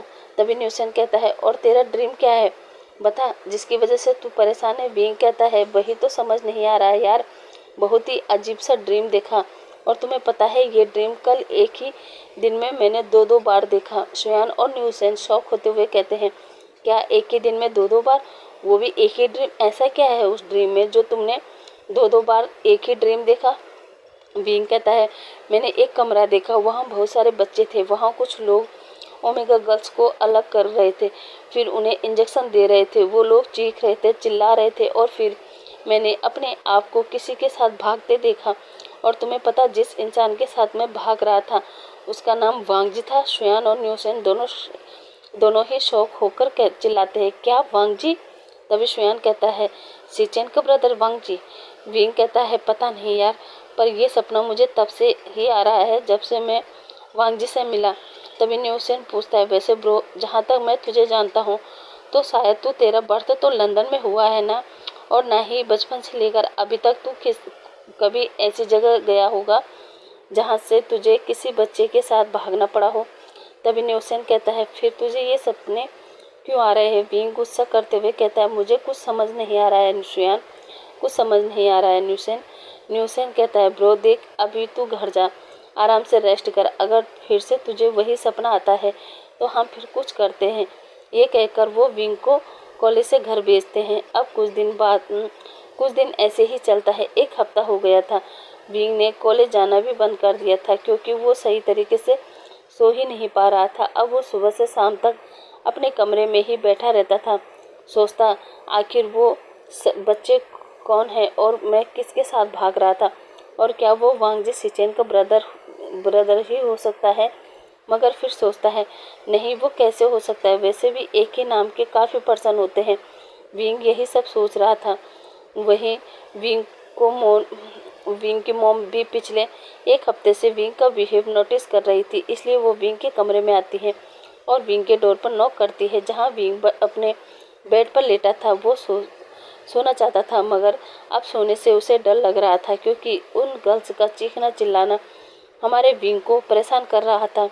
उसे बेचैनी हो रही थी, घुटन हो रही थी, इसलिए वो बेड पर लेटा था मगर सो नहीं रहा था। और फिर जब उसके डोर पर नॉक होता है तो वो गेट ओपन करता है और सामने अपने मॉम को देखकर कहता है, मॉम आप कांसा सेरेन? कहती है, हाँ विंग, पर मुझे ये बता बेटा, क्या तुम्हें कोई चीज़ परेशान कर रही है? विंग ये सुनते ही अपनी मॉम को देखता है। तभी कांसा सेरेन कहती है, वो बेटा, मैं इसलिए पूछ रही हूँ कि एक हफ्ता हो गया है ना, तो सही से खाना नहीं खाता है, ना ही सोता है, और ना ही तू एक हफ्ते से कॉलेज गया है, इसलिए पूछ रही हूँ कि क्या परेशानी है, क्या किसी से झगड़ा हुआ है या फिर किसी ने तुझे बाइक रेसिंग में हरा दिया? अगर ऐसा है तो बेटा, हार जीत तो लाइफ में लगी रहती है, उसे इतनी गहराई से दिल पर लेना गलत है। या फिर तुम किसी ओमेगा को पसंद करते थे और उसने तुम्हें रिजेक्ट कर दिया। विंग कहता है, मॉम ये आप क्या कह रहे हैं, क्या कही जा रही है? ऐसा कुछ नहीं है। कांसा सेरेन कहती है, फिर तू बता क्या बात है, क्योंकि मैं देख रही हूँ तू काफ़ी दिनों से परेशान है। बता बेटा क्या बात है, तू परेशान क्यों है? वो कौन सी परेशानी है जो तुझे अंदर ही अंदर परेशान कर रही है? विंग कहता है, मॉम ऐसा कुछ भी नहीं है, मैं पिछले एक हफ्ते से सो नहीं पा रहा हूँ। कांसा सेरेन पूछती है, क्यों, क्या हुआ? विंग कहता है, मॉम पता नहीं, कुछ समझ नहीं आ रहा है। कांसा सेरेन कहती है, क्या मतलब? अब कांसा सेरेन भी विंग के पास बैठती है और विंग अपने मॉम के पैरों पर बैठता है और अपनी मॉम की गोद में सिर रखकर कहता है, हाँ मॉम, मैं पिछले एक हफ्ते से सो नहीं पा रहा हूँ। कांसा सेरेन कहती है, क्यों बेटा, क्या हुआ? विंग कहता है, मॉम मुझे एक ड्रीम आता है और वो ड्रीम मुझे सोने नहीं देता। कांसा सेरेन कहती है, कैसा ड्रीम बेटा? विंग फिर अपनी मॉम को सारी बात बता देता है। ये सुनकर कांसा सेरेन शॉक हो जाती है और फिर नेक्स्ट मॉर्निंग ही वो विंग को लेकर एक एस्ट्रोलॉजी के पास पहुंच जाती है, जहां वो टेरो कार्ड देखकर और विंग की डेट ऑफ बर्थ देखकर कहती है कि विंग तो सालों पहले मर चुका है और ये इसका दूसरा जन्म है। जो सुनकर कांसा सेरेन और विंग शॉक होते हैं और कहते हैं, ये आप क्या कह रही हैं? और वो वहाँ ना तो कांसा सेरेन और ना ही विंग, दोनों ही कोई भी यकीन नहीं करते, मगर उसकी मॉम को एक सेटिस्फेक्शन नहीं मिलता, इसलिए वो अपने हस्बैंड से इस बारे में बात करती है। जहाँ वी चांद से भी कांसा सेरेन की बात सुनता है और समझता भी है, इसलिए वो विंग को साथ लेकर अगले ही मॉर्निंग हॉस्पिटल पहुंच जाते हैं, जहां वो विंग को साइकेट्रिस्ट को दिखाते हैं। साइकेट्रिस्ट भी विंग से बात करता है, साथ ही बचपन से अभी तक उसकी लाइफ के बारे में पूछती है और फिर वो विंग को हिप्नोटाइज करती है, जहां विंग फिर से अपनी वही सपना डॉक्टर कांसा सेरेन और वी चांसे को बताता है। वहीं डॉक्टर पूछता है, विंग, क्या तुम बता सकते हो कि वो जगह कौन सी है? विंग कहता है, नहीं, क्योंकि मैं उस कमरे से कभी बाहर ही नहीं निकला था, इसलिए मुझे नहीं पता कि वो जगह, वो सिटी कौन सी है। डॉक्टर कहता है, ओके। और फिर वो विंग को हिप्नोटाइज से बाहर निकालती है और उन तीनों से कहती है, जैसा कि आपने बताया कि ना तो आप लोग और ना ही आपके बच्चे कभी लंदन से बाहर गए हैं, मगर आपको पता होना चाहिए कि कभी कभी हमें अपने बच्चों को उनकी लाइफ एंजॉय करने के लिए छूट देनी चाहिए। और वैसे भी विंग तो अब काफ़ी बड़ा हो चुका है, उसे आप अभी उतनी आज़ादी नहीं देते जितने इस उम्र के बच्चों को मिलनी चाहिए। इसलिए मैं आपको एक ही सलाह दूंगी कि आप अपने बच्चों को लेकर कहीं बाहर किसी दूसरे सिटी में या फिर किसी हिल स्टेशन घूम कर आए। इससे आपका और आपके बच्चों का एक अच्छी मेमोरी मिलेगी, माइंड भी अच्छा रहेगा। ये सुनकर कांसेस रेन साइकेट्रिस्ट से कहती हैं, जी डॉक्टर, जैसा आपने कहा है हम वैसे ही करेंगे। और फिर एक हफ्ते बाद भी चांसे की एक अर्जेंट मीटिंग आ गई थी, इसलिए उसने अपना जाना कैंसिल कर लिया था। और ये देखते हुए कांसेस रेन भी मना कर देती है, क्योंकि सिया भी अभी कॉलेज के चक्कर में मना कर देती है। और फिर उन्होंने जो स्विट्ज़रलैंड, पेरिस, मॉरिशस घूमने का प्लान बनाया था वो कैंसिल हो जाता है। मगर कांसा सेरेन विंग से कहती है, कोई बात नहीं बेटा, हमारा प्लान कैंसिल हो गया है तो क्या हुआ, तुम ऐसा करो, तब तक तुम अपनी आंट के पास चले जाओ चाइना। जो सुनकर विंग कहता है, पर मॉम मैं अकेले वहाँ पर, और वो भी मैंने तो कब से आंट यू को देखा भी नहीं है और ना ही उन्होंने मुझे देखा है। यहाँ तक कि अब हम तो उनसे बात भी नहीं करते हैं, फिर मैं कैसे उनके पास चला जाऊँ। जो सुनकर कांसा सेरेन कहती है, तुम उसकी चिंता मत करो, मैं यू से बात कर लूँगी। विंग कहता है, ओके मॉम, और विंग अपने कमरे में चला जाता है। अब हम कांसा सेरेन को देखते हैं, जो अपने कमरे में जाती है और अपने कबर्ड से एक डायरी निकालती है, जिसमें मैडम यू का नंबर था। अब कांसा सेरेन मैडम यू को कॉल करती है। अब हम सीधा चाइना के बीजिंग सिटी का सीन देखते हैं, जहां एक लेडीज़ अपनी चेयर पर बैठकर अपने एम्प्लॉय का प्रेजेंटेशन देख रही थी। तभी मैडम यू का फ़ोन रिंग होता है और मैडम यू अपने मोबाइल पर अनोइंग कॉल देखकर पहले तो उसे काट देती है और प्रेजेंटेशन देखने लगती है, मगर फिर से मैडम यू का फ़ोन रिंग करने लगता है। मैडम यू फिर से काट देती है, लेकिन कुछ सेकंड बाद फिर से मैडम यू का फ़ोन वाइब्रेट करता है। जो देखते हुए अब मैडम यू गुस्से में कहती है, स्टॉप। और ऐसा सुनते ही वहाँ बैठे सभी लोग साइलेंट हो जाते हैं। मगर अब मैडम यू गुस्से में अपनी डार्क वॉइस में हेलो कहती है। तभी दूसरी तरफ से आवाज़ आती है, हेलो यू, तुम कैसी हो? मैडम यू फ़ोन पर कहती है, कौन? माफ़ करना, मैंने पहचाना नहीं। तभी दूसरी तरफ से आवाज़ आती है, यू, मैं कांसा। तभी मैडम यू हैप्पी होकर कहती है, कांसा, तुम कैसी हो? और हमारे वो छोटे क्यूट से बेबी बॉय और बेबी गर्ल कैसी है? तभी मैडम यू को इस तरह मुस्कुराते बात करते देख मैडम यू का पूरा स्टाफ मैडम यू को देखने लगता है। ये देखते हुए मैडम यू कांसा सेरेन से कहती है, कांसा एक मिनट, और अपने स्टाफ एम्प्लॉयज़ से कहती है कि आज की मीटिंग ओवर, और हाँ, ये प्रेजेंटेशन की फ़ाइल यहीं रख दो और तुम अपने अपने वर्क पर लग जाओ। और वो सभी एम्प्लॉय ओके मैम कहते हैं और वहाँ से निकल जाते हैं। इधर अब मैडम यू कांसा सेरेन से पूछती है, अब बता, इतने सालों बाद तुझे अपनी बहन की याद कैसे आ गई? जो सुनकर कांसा सेरेन कहती है, तू याद तो हमेशा आती थी, मगर यार घर के कामों में पूरा दिन थक जाती हूँ, इसलिए कभी टाइम ही नहीं मिल पाता। तभी मैडम यू कहती है, क्या बेचांसे ने अभी भी कोई सर्वेंट हायर नहीं किया क्या? कांसा सेरेन कहती है, नहीं, सर्वेंट है, मगर वो केवल झाड़ू पोछा बर्तन के लिए है, बाकी किचन का काम मैं खुद ही देखती हूँ।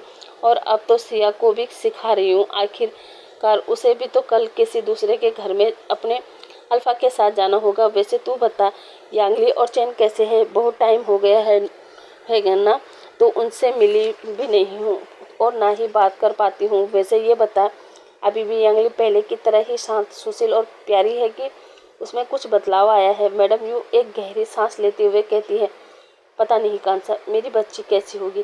कांसा कहती है, क्या मतलब यू, क्या हुआ? मैडम यू कहती है, यार क्या बताऊँ, जब मेरी यांगली 10 साल की थी तब उसका किडनैप हो गया था और आज तक उसका पता नहीं है कि वो कहाँ है और क्या कर रही है।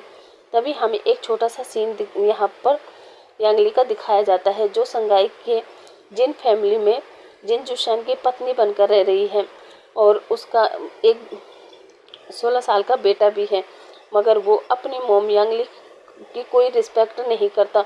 और वो रिस्पेक्ट क्यों नहीं करता और यांगली जिन जुशियान की पत्नी कैसे बनी, वो सब हम हिस्टोरी में जानेंगे। और अब हम वापस मैडम यू की बात सुनते हैं, जो कांसा से कहती है, चैन का तो तुम्हें क्या बताऊं, वो नालायक मेरी बात ही नहीं मानता, नहीं सुनता। उसे ऑफिस आने को बोलती हूँ तो कहता है, माँ इतनी जल्दी ऑफिस ज्वाइन करने की क्या ज़रूरत है, जनाब 30 साल का हो गया है। मगर ना तो उसे ऑफिस ज्वाइन करना है और ना ही उसे शादी करना है। अब मेरी तो समझ में नहीं आ रहा है कि मैं उसे कैसे संभालूं। कांसा सेरेन कहती है, संभल जाएगा। वैसे जियान फेमियान वो कहाँ है और कैसे है? मैडम यू कहती है, उनका क्या बताऊं कांसा, जब से यांगली किडनैप हुई है तब से जियान फेमियान ने भी अपना मानसिक संतुलन खो दिया है। और घर के पास ही एक स्कूल है, दिन भर वहीं जाकर लड़कियों के साथ खेलते हैं, गाते हैं, उनके साथ उनके लिए कुकिंग करते हैं, बस। कांसा कहती है, क्या और ऑफिस उसे कौन संभालता है? मैडम यू कहती है, मैं और मेरी लाइफ इसी तरह चल रही है। वैसे मेरे बारे में तूने सब कुछ पूछ लिया, तुम अपनी बताओ, वहाँ क्या चल रहा है, सब कुछ ठीक तो है ना? कांसा सेरेन कहती है, नहीं यू, आजकल कुछ भी ठीक नहीं है। यू कहती है, क्या मतलब?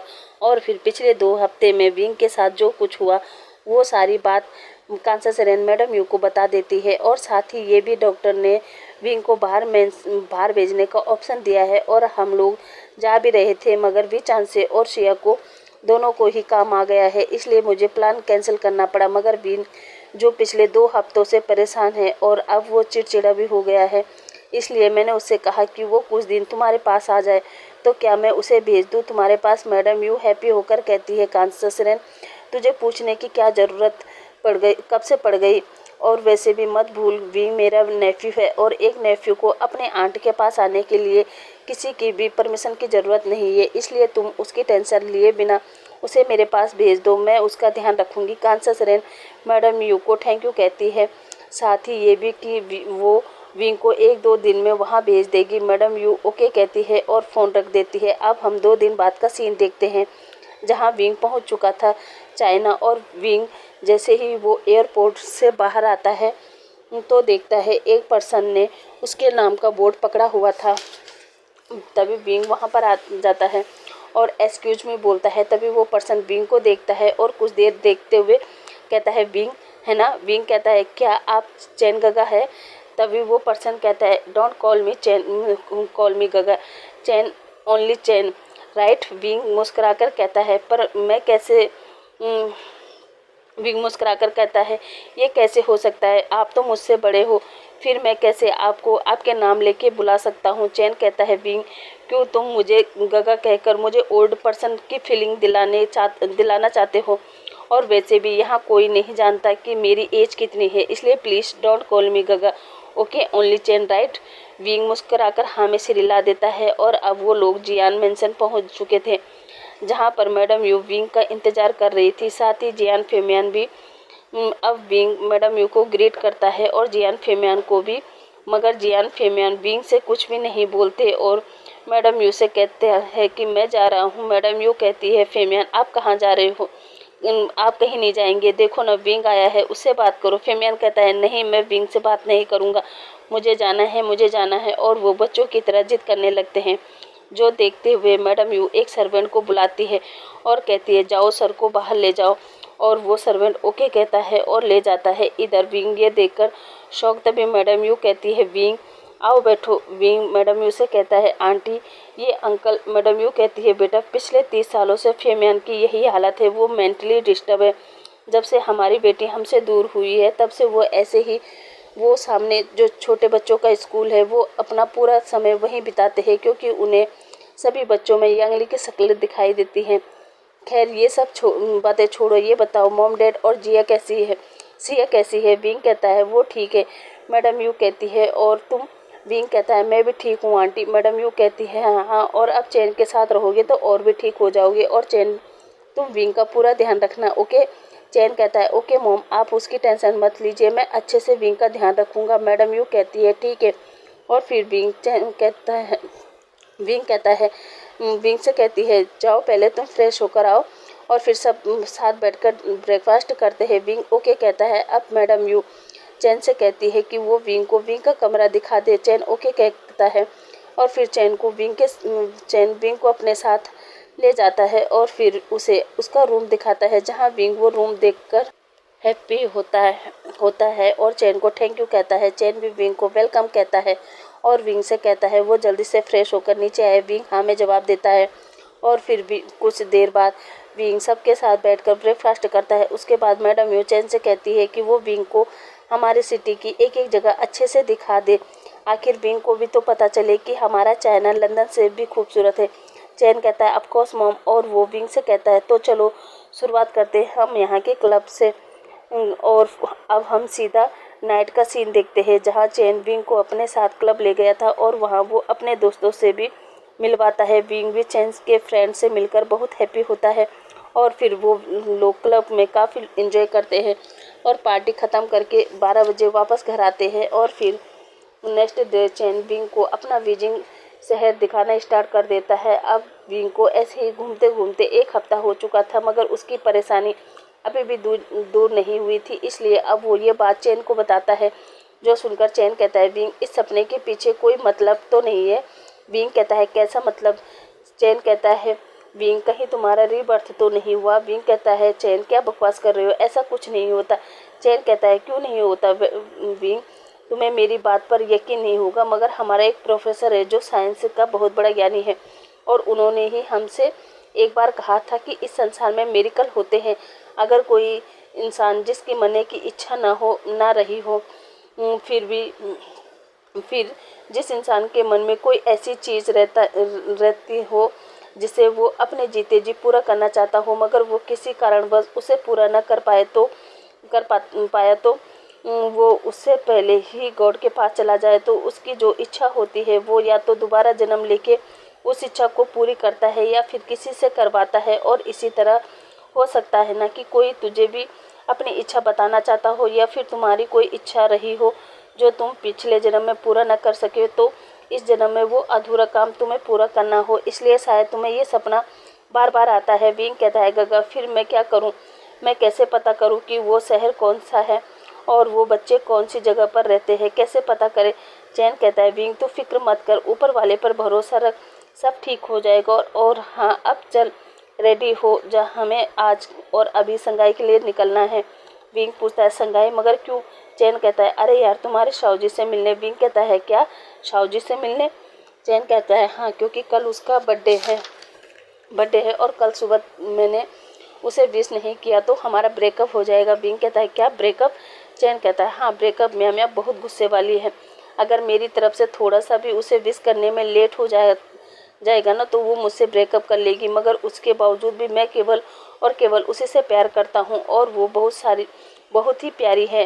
तुम्हें पता विंग म्या अनाथ है, मगर फिर भी उसने बहुत सारे बच्चों को अडॉप्ट कर रखा है और उसका जो घर है ना उसने एक अनाथ आश्रम में बदल दिया और वो उन बच्चों की परवरिश करती है। विंग कहता है अच्छा गगा ये बताइए उनसे आपकी मुलाकात कहाँ हुई थी? चैन कहता है यही संगाई में। एक बार मैं अपने दोस्तों के साथ घूमने जा रहा था, जहाँ म्या हमारी गाड़ी से टकरा गई। वो ढेर सारा सामान लेकर आ रही थी, उसमें कुछ ग्रोसरी और छोटे बच्चों के ढेर सारे खिलौने कपड़े थे। हमने अपनी गाड़ी रोकी और वो आते ही हमसे बोली एक्सक्यूज मी, आप लोग गाड़ी सही से नहीं चला सकते क्या?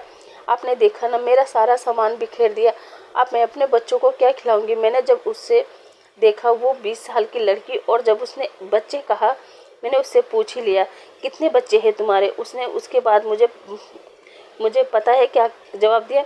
विंग कहता है क्या जवाब दिया? उसने मुझे जवाब दिया कि 15 बच्चे। मैं तो सुनकर शौक। मैंने उनसे कहा देखो मिस, हमसे झूठ बोलने की ज़रूरत नहीं है, भला तुम जैसी छोटी लड़की के 15 बच्चे कैसे हो सकते हैं? क्या तुम्हारे हस्बैंड को तुम पर तरस नहीं आया? म्या फिर चिढ़ के बोली यू मेरी शादी नहीं हुई। मैंने उससे कहा कि क्या ये 15 बच्चे वन नाइट स्टैंड के हैं? फिर तो वो और भड़क गई और उसने वहाँ से अपना सामान उठाया और बिना कुछ कहे निकल गई। मुझे ये चीज़ अच्छी नहीं लगी, हमारे वजह से उसका इतना सामान गिर गया और मैं उसके पीछे चला गया और अपने दोस्तों से कहा वो सारा सामान खरीद कर लाए।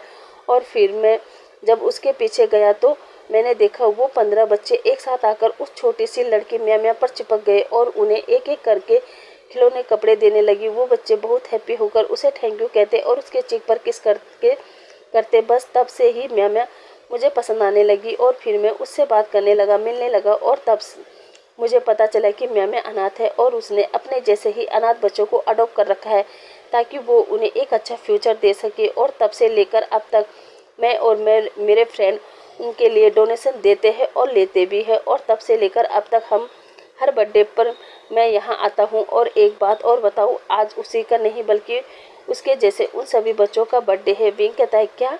चैन कहता है हाँ। और लो हम संगाई पहुँच गए। विंग कहता है क्या ये संगाई है? चैन कहता है हाँ मेरे भाई ये संगाई है।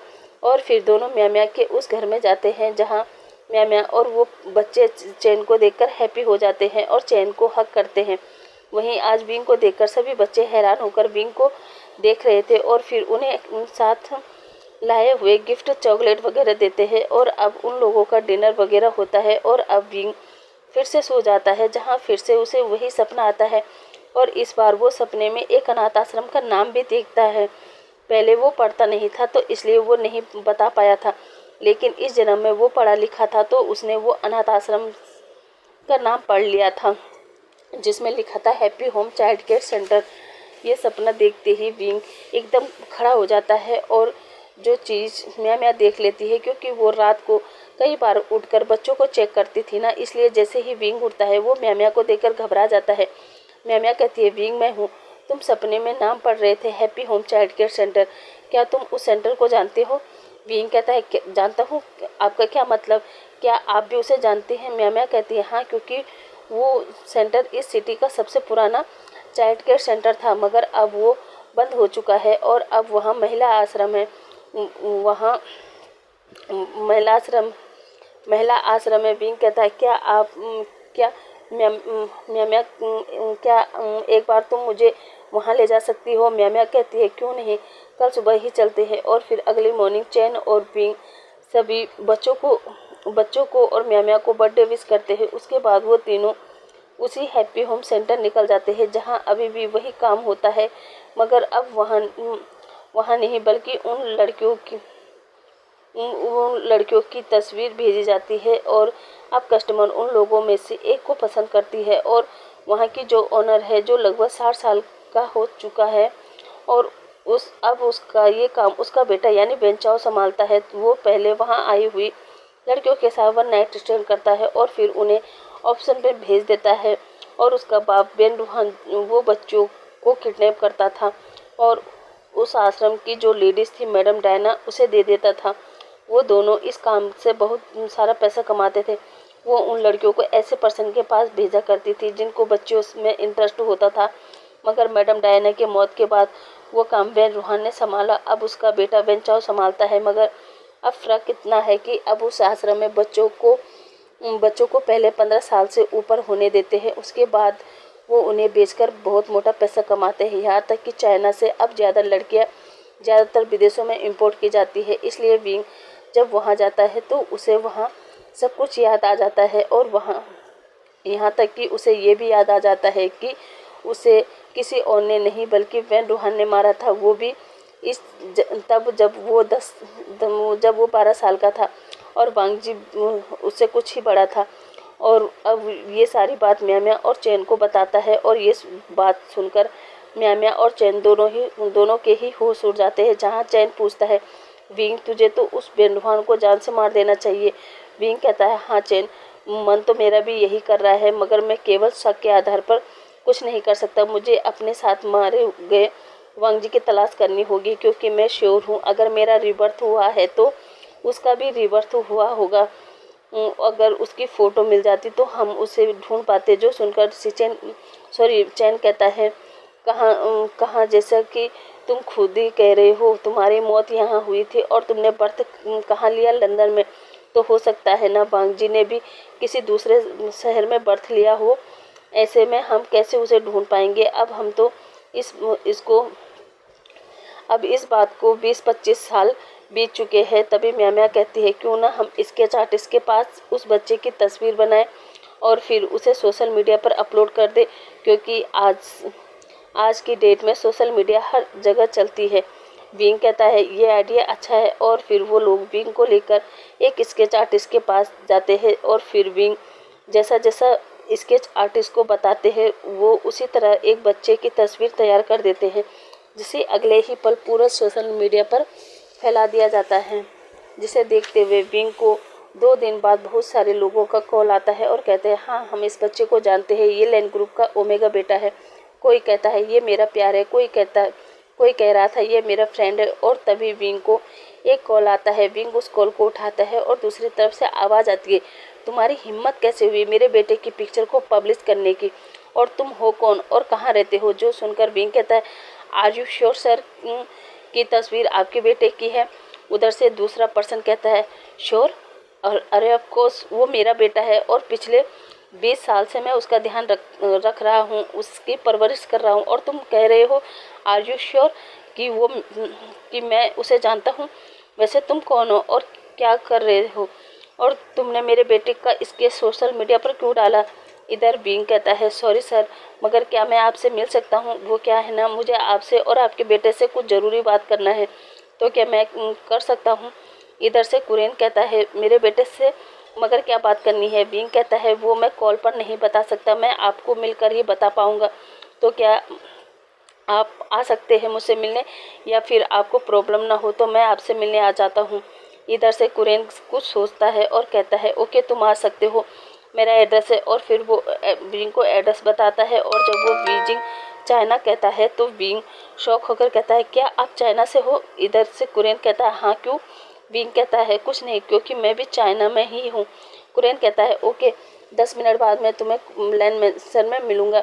विंग कहता है ओके सर। और अब हम 10 मिनट बाद विंग को लैंड मैंसन में देखते हैं, जहाँ विंग कुरेन और लेनी के सामने चेयर पर बैठा था। विंग के साथ में चैन था। तभी कुरेन स्मोक करते हुए कहता है अब बताओ क्या बात है, तुम क्या बताना चाहते थे हमारे बेटे के बारे में। और जहाँ तक मैं और मेरी वाइफ जानते हैं तो हम तुम्हें नहीं जानते, तुम कौन हो और कहाँ रहते हो। विंग कहता है अंकल मेरा नाम भी भूषण है और मेरे डैड का नाम भी चांसे है।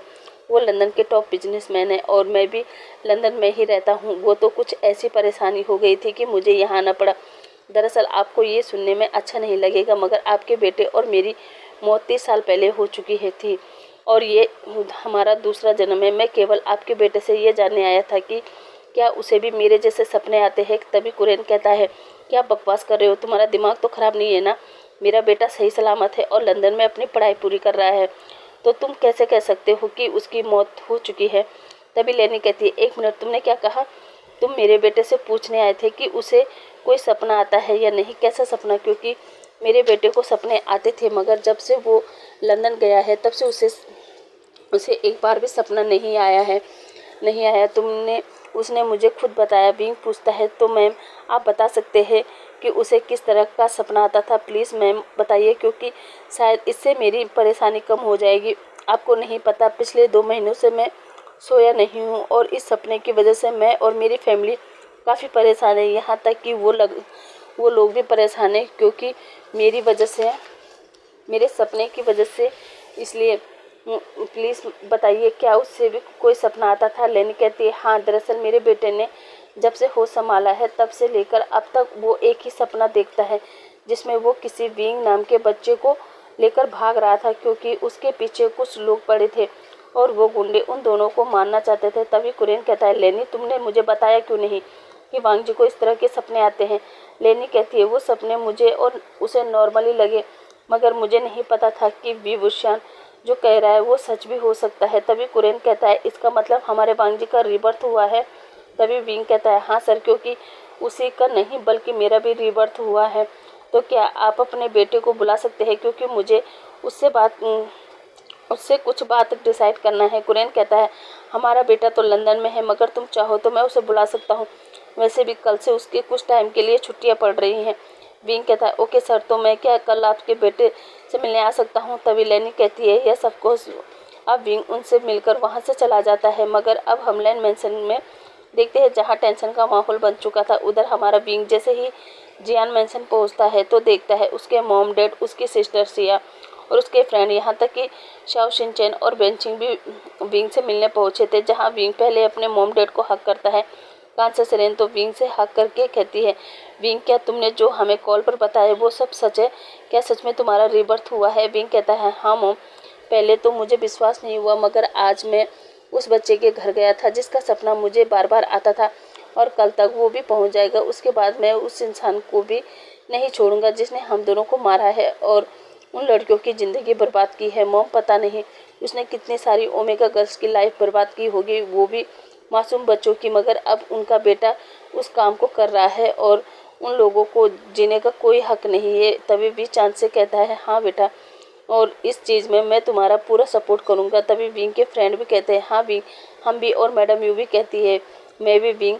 विंग, मैं चाहती हूँ कि तुम उस राक्षस को कड़ी से कड़ी सज़ा दिलाओ, क्योंकि ऐसे ही किसी राक्षस ने बरसों पहले हमारी यांगली को हमसे दूर किया था, मुझसे और मेरी अपनी फैमिली से दूर कर दिया था, और हमें तो ये भी नहीं पता कि क्या हमारी यांगली जिंदा भी है या नहीं, मगर तुम्हारी मदद करके मैं सोचूंगी मैंने अपनी यांगली की मदद की। और ये कहते कहते मैडम यू की आंखों में आंसू गिरने लगते हैं। ये देखते हुए कांसा सेरेन यू को संभालती है। और फिर अब हम 2 दिन बाद का सीन देखते हैं, जहाँ सीचेन और वांग जी भी चाइना वापस आ चुके थे और विंग उनसे मिलने उनके मेंशन गया हुआ था। अब जैसे ही विंग सीचेन और वांग जी से मिलता है तो वो शौक होकर कहता है, सीचेन तुम, वांग जी तुम दोनों यहाँ? सीचेन कहता है, विंग, ये हमारा घर है तो हम यहाँ होंगे, यहीं रहेंगे ना, बाकी कहाँ जाएंगे, मगर तुम बताओ तुम यहाँ क्या कैसे? विंग कहता है, मैं तो वांग जी से मिलने आया था। वांग जी कहता है, मुझसे? मगर क्यों, क्या हुआ? तभी पीछे से मैडम लेन कहती है, सॉरी वांग जी, हमने तुम्हें फ़ोन पर कुछ नहीं बताया, सोचा था एक बार तुम वापस आ जाओगे तो तुम्हें बताएंगे। तभी वांग जी कहता है, क्या बात है मॉम? लेनी कहती है, तुम्हें जो सपने बचपन से आते थे ना, उसी के बारे में। वांग जी कहता है, जी मॉम, कहिए। तभी विंग कहता है, वांग जी, उस सपने के बारे में मैं बताता हूँ। वांग जी शौक होकर कहता है, क्या आप? विंग कहता है, हाँ वांग जी। तभी विंग वही स्केच वाली फ़ोटो और अपने बचपन की फ़ोटो निकालकर वांग जी को दिखाते हुए कहता है, तुम इन दोनों को पहचानते हो? वांग जी वो स्केच देखकर कहता है, ये स्केच तो मेरे बचपन की है और ये लड़का। तभी वांग जी उसे देखकर शौक, और वो अपनी मॉम से कहता है, मॉम, ये तो वही बच्चा है जिसे मैं सपने में देखा करता था और इसका नाम विंग है। और फिर विंग की तरफ देखकर कहता है, ये फ़ोटो आपके पास कहाँ से आई? तभी विंग कहता है, वो फ़ोटो तो मेरी है, मगर हम दोनों की शक्ल पुराने वाले विंग और वांग जी से मिलती है। वांग जी कहता है, पुराने वाले वांग जी से मतलब? विंग कहता है, वांग जी, तुम्हें शायद पता नहीं है, मगर हम दोनों का दोबारा जन्म हुआ है। वांग जी शौक होकर कहता है, क्या आप ये क्या बकवास कर रहे हो? विंग कहता है, मैं बकवास नहीं कर रहा हूँ वांग जी, बल्कि ये हकीकत है। वांग जी कहता है, ये कैसे हो सकता है? विंग कहता है, पहले मैं भी तुम्हारे जैसे ही परेशान था, मैंने भी विश्वास नहीं किया था, मगर जब मैंने वो अनाथ आश्रम को देखा जहाँ से हम दोनों भागे थे, वो जगह देखी जहाँ हमारा एक्सीडेंट हुआ, तो मुझे विश्वास करना पड़ा। और अगर तुम्हें अभी भी विश्वास नहीं हो रहा है तो चलो मेरे साथ, मैं तुम्हें वो जगह, वो अनाथ आश्रम दिखा सकता हूँ। वांग जी कहता है, नहीं, मैं आपके साथ आपके किसी भी बात पर विश्वास नहीं करता। विंग कहता है, मैं सच कह रहा हूँ वांग जी, और अगर तुम्हें यकीन नहीं हो रहा है तो चलो मेरे साथ, शायद वो जगह देखकर तुम्हें याद आ जाए। वांग जी अब अपनी मोम की तरफ देखता है और कहता है, मोम, ये सब क्या हो रहा है? मुझे कुछ समझ में नहीं आ रहा।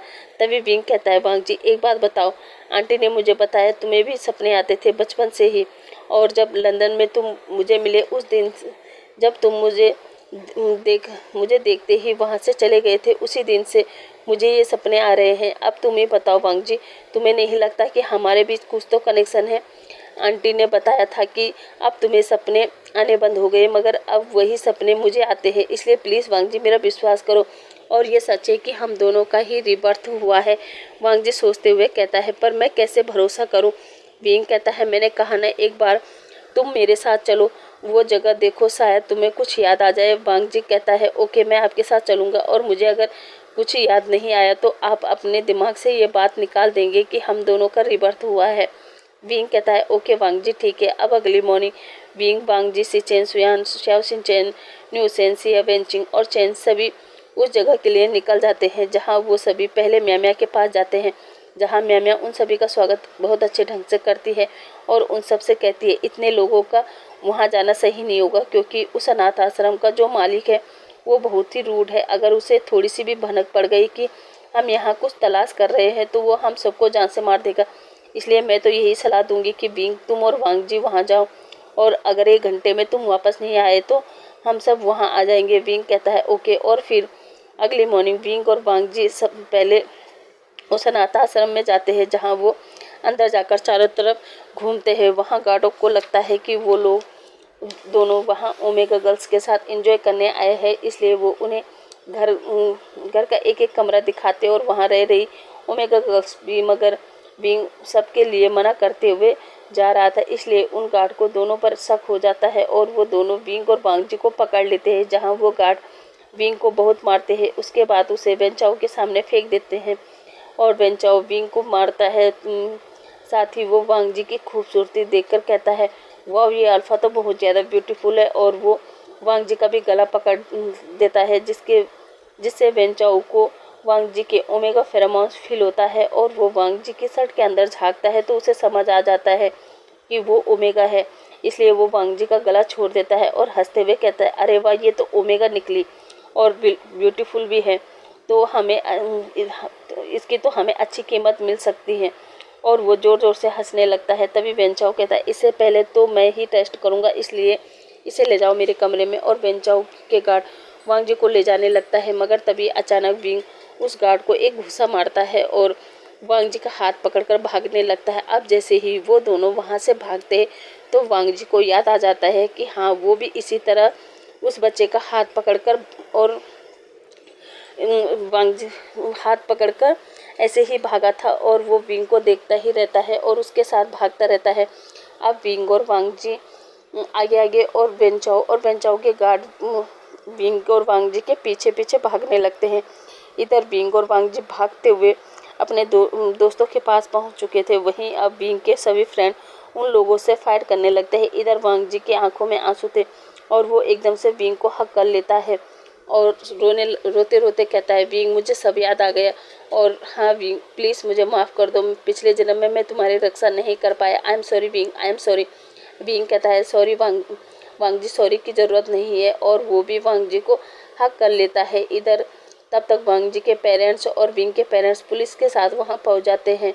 पुलिस वाले वेंचाओ और उसके साथियों को पकड़ लेते हैं और अब वो सब लोग पुलिस स्टेशन में थे, जहाँ विंग और वांग जी पुलिस वालों को बताते हैं कि हम दोनों ने रीबर्थ लिया है और पहले इस अनाथ आश्रम में क्या क्या होता था, जो सुनकर पहले तो पुलिस वाले भरोसा नहीं करते, मगर दोनों तीनों पावरफुल फैमिली मिलकर 30-35 साल पुराना केस ओपन करवाते हैं और उस अनाथ आश्रम की जन्म कुंडली निकालने को कहते हैं। और अपना चाहते हुए भी पुलिस वालों को उस अनाथ आश्रम के बारे में छानबीन करनी पड़ती है, और इस काम को जल्द से जल्द करवाने के लिए विचांद से कुरेन और madam you commissioner, DSP, DGP, यहाँ तक कि उस सिटी के मेयर तक चले जाते हैं, जिसके कारण अब पुलिस वाले साथ ही क्राइम ब्रांच वाले इस केस पर जुट जाते हैं। और जैसा विंग ने बताया था कि वहाँ 12-13 साल की ओमेगा गर्ल्स को इंजेक्शन देकर उनका समय से पहले पीरियड आ जाता था और उसके बाद वो लोग उन लड़कियों को कहीं तो भेजते थे।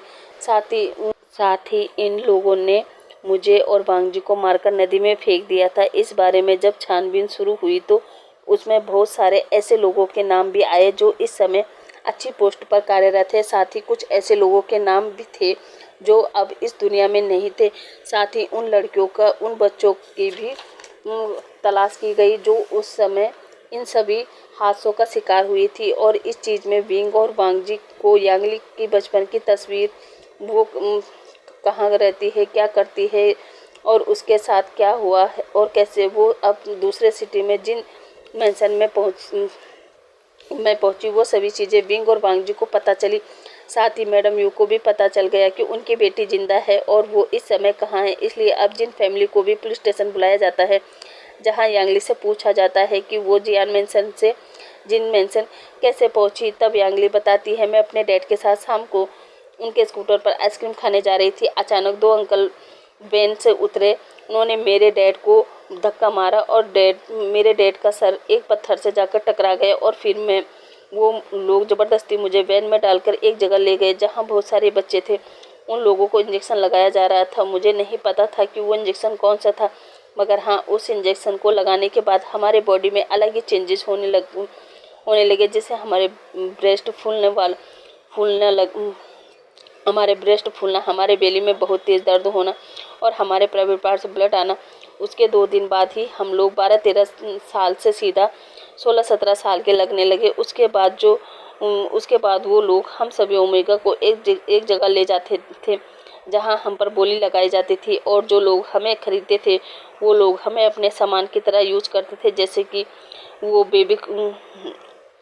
उन्हें बेबी चाहिए होता था, वो हमसे लड़कियों से बेबी लेते थे, या फिर कोई केवल मज़े के लिए खरीदता था, या कई लड़कियों को तो नौकरानी बनाने के लिए ले जाया जाता था और हमें मज़े, और कोई तो अपने परिवार के साथ मिलकर हम लोगों का शोषण किया करता था। इसी तरह मुझे भी जिन जुशैन के डैड जिन गोंगसा ने खरीदा था अपने बेटे के लिए, क्योंकि जिन जुशैन को 15 साल की उम्र से ही सेक्स की लत थी।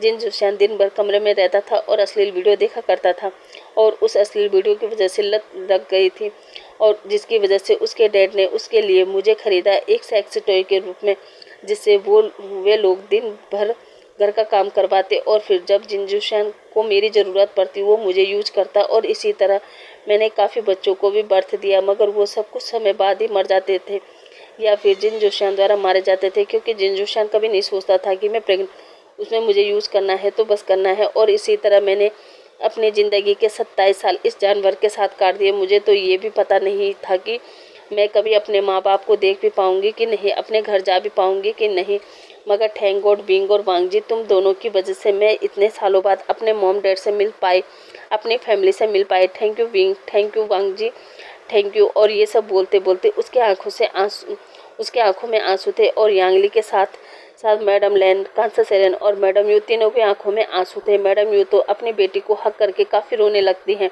और फिर यांगली के कहने पर जिन जुशैन को सज़ा मिल जाती है, जहां यांगली अपने मोम डैड को बताती है कि उसका एक 16 साल का बेटा भी है, मगर वो भी अपने डैड जैसा है, इसलिए यांगली उसे भी छोड़ने का फैसला करती है। मगर यांगली का बेटा जिंगी जो अपनी गलती मानता है और यांगली से कहता है, प्लीज़ मॉम मुझे मत छोड़िए, मैं आपके साथ रहना चाहता हूँ और आपके जैसा एक अच्छा पर्सन बनना चाहता हूँ, इसलिए प्लीज़ मॉम मुझे एक मौका दीजिए। जो सुनकर यांगली जिंगी को एक मौका देने को मान जाती है, और फिर धीरे धीरे समय बीतता है। बिंग और वांग जी का जिस मकसद के लिए रीबर्थ हुआ था वो अब पूरा हो चुका था। उस अनाथ आश्रम से जुड़े सभी पर्सन को सज़ा मिल चुकी थी, और उस आश्रम में जितनी लड़कियों ने भी वो नरक जैसी ज़िंदगी जी थी, उनमें से जो अभी भी जिंदा थे उन्हें रेस्क्यू किया जाता है, और फिर से उन्हें उनकी पहचान दी जाती है। जहाँ कई लड़कियाँ सालों बाद अपनी फैमिली के साथ थे, मगर कई लोग बेघर थे, इसलिए बिंग म्या से कहता है कि वो बच्चों के साथ साथ उन लड़कियों की भी मदद करे, और मैं तुम्हारा पूरा सपोर्ट करूँगा। जिस बात को सुनकर मैडम यू, लैन कुरेन, शाओसिन चैन सोंगलेन, न्यूसेन और वेंचिंग वो भी आगे आते हैं, और अपने पुराने अनाथ आश्रम का नाम चेंज करते हुए उसकी जगह हैप्पी फैमिली रखते हैं। और अब समय बीतता गया, बिंग वापस लंदन आ चुका था, और आज कई महीनों बाद उसने एक अच्छी नींद ली थी, और फिर वो उठता है और अपने कॉलेज निकलता है, जहाँ वांग जी भी लंदन वापस आ चुका था अपनी पढ़ाई पूरी करने के लिए। और अब हमारा विंग और वांग जी एक दूसरे को डेट कर रहे थे, साथ ही उनके पेरेंट्स ने उन्हें मैरिज करने की छूट दे रखी थी, मगर वो अब पहले एक दूसरे को डेट करना चाहते थे, साथ ही अपना बिजनेस टेक ओवर करना चाहते थे, और फिर मैरिज, उसके बाद अपनी फैमिली प्लानिंग। साथ ही न्यू सेंसिया को डेट कर रहा था, सुयान शाओ सिंजन को और वेंचिंग सीजन को, और फिर समय और आगे बढ़ा। दोनों ने बिजनेस ज्वाइन कर लिया, और फिर उन्होंने एक ग्रैंड वेडिंग करने के बारे में सोचा, जहां विंग वांग जी से कहता है, वांग जी मुझे लगा ही था हमारे बीच कुछ तो कनेक्शन है।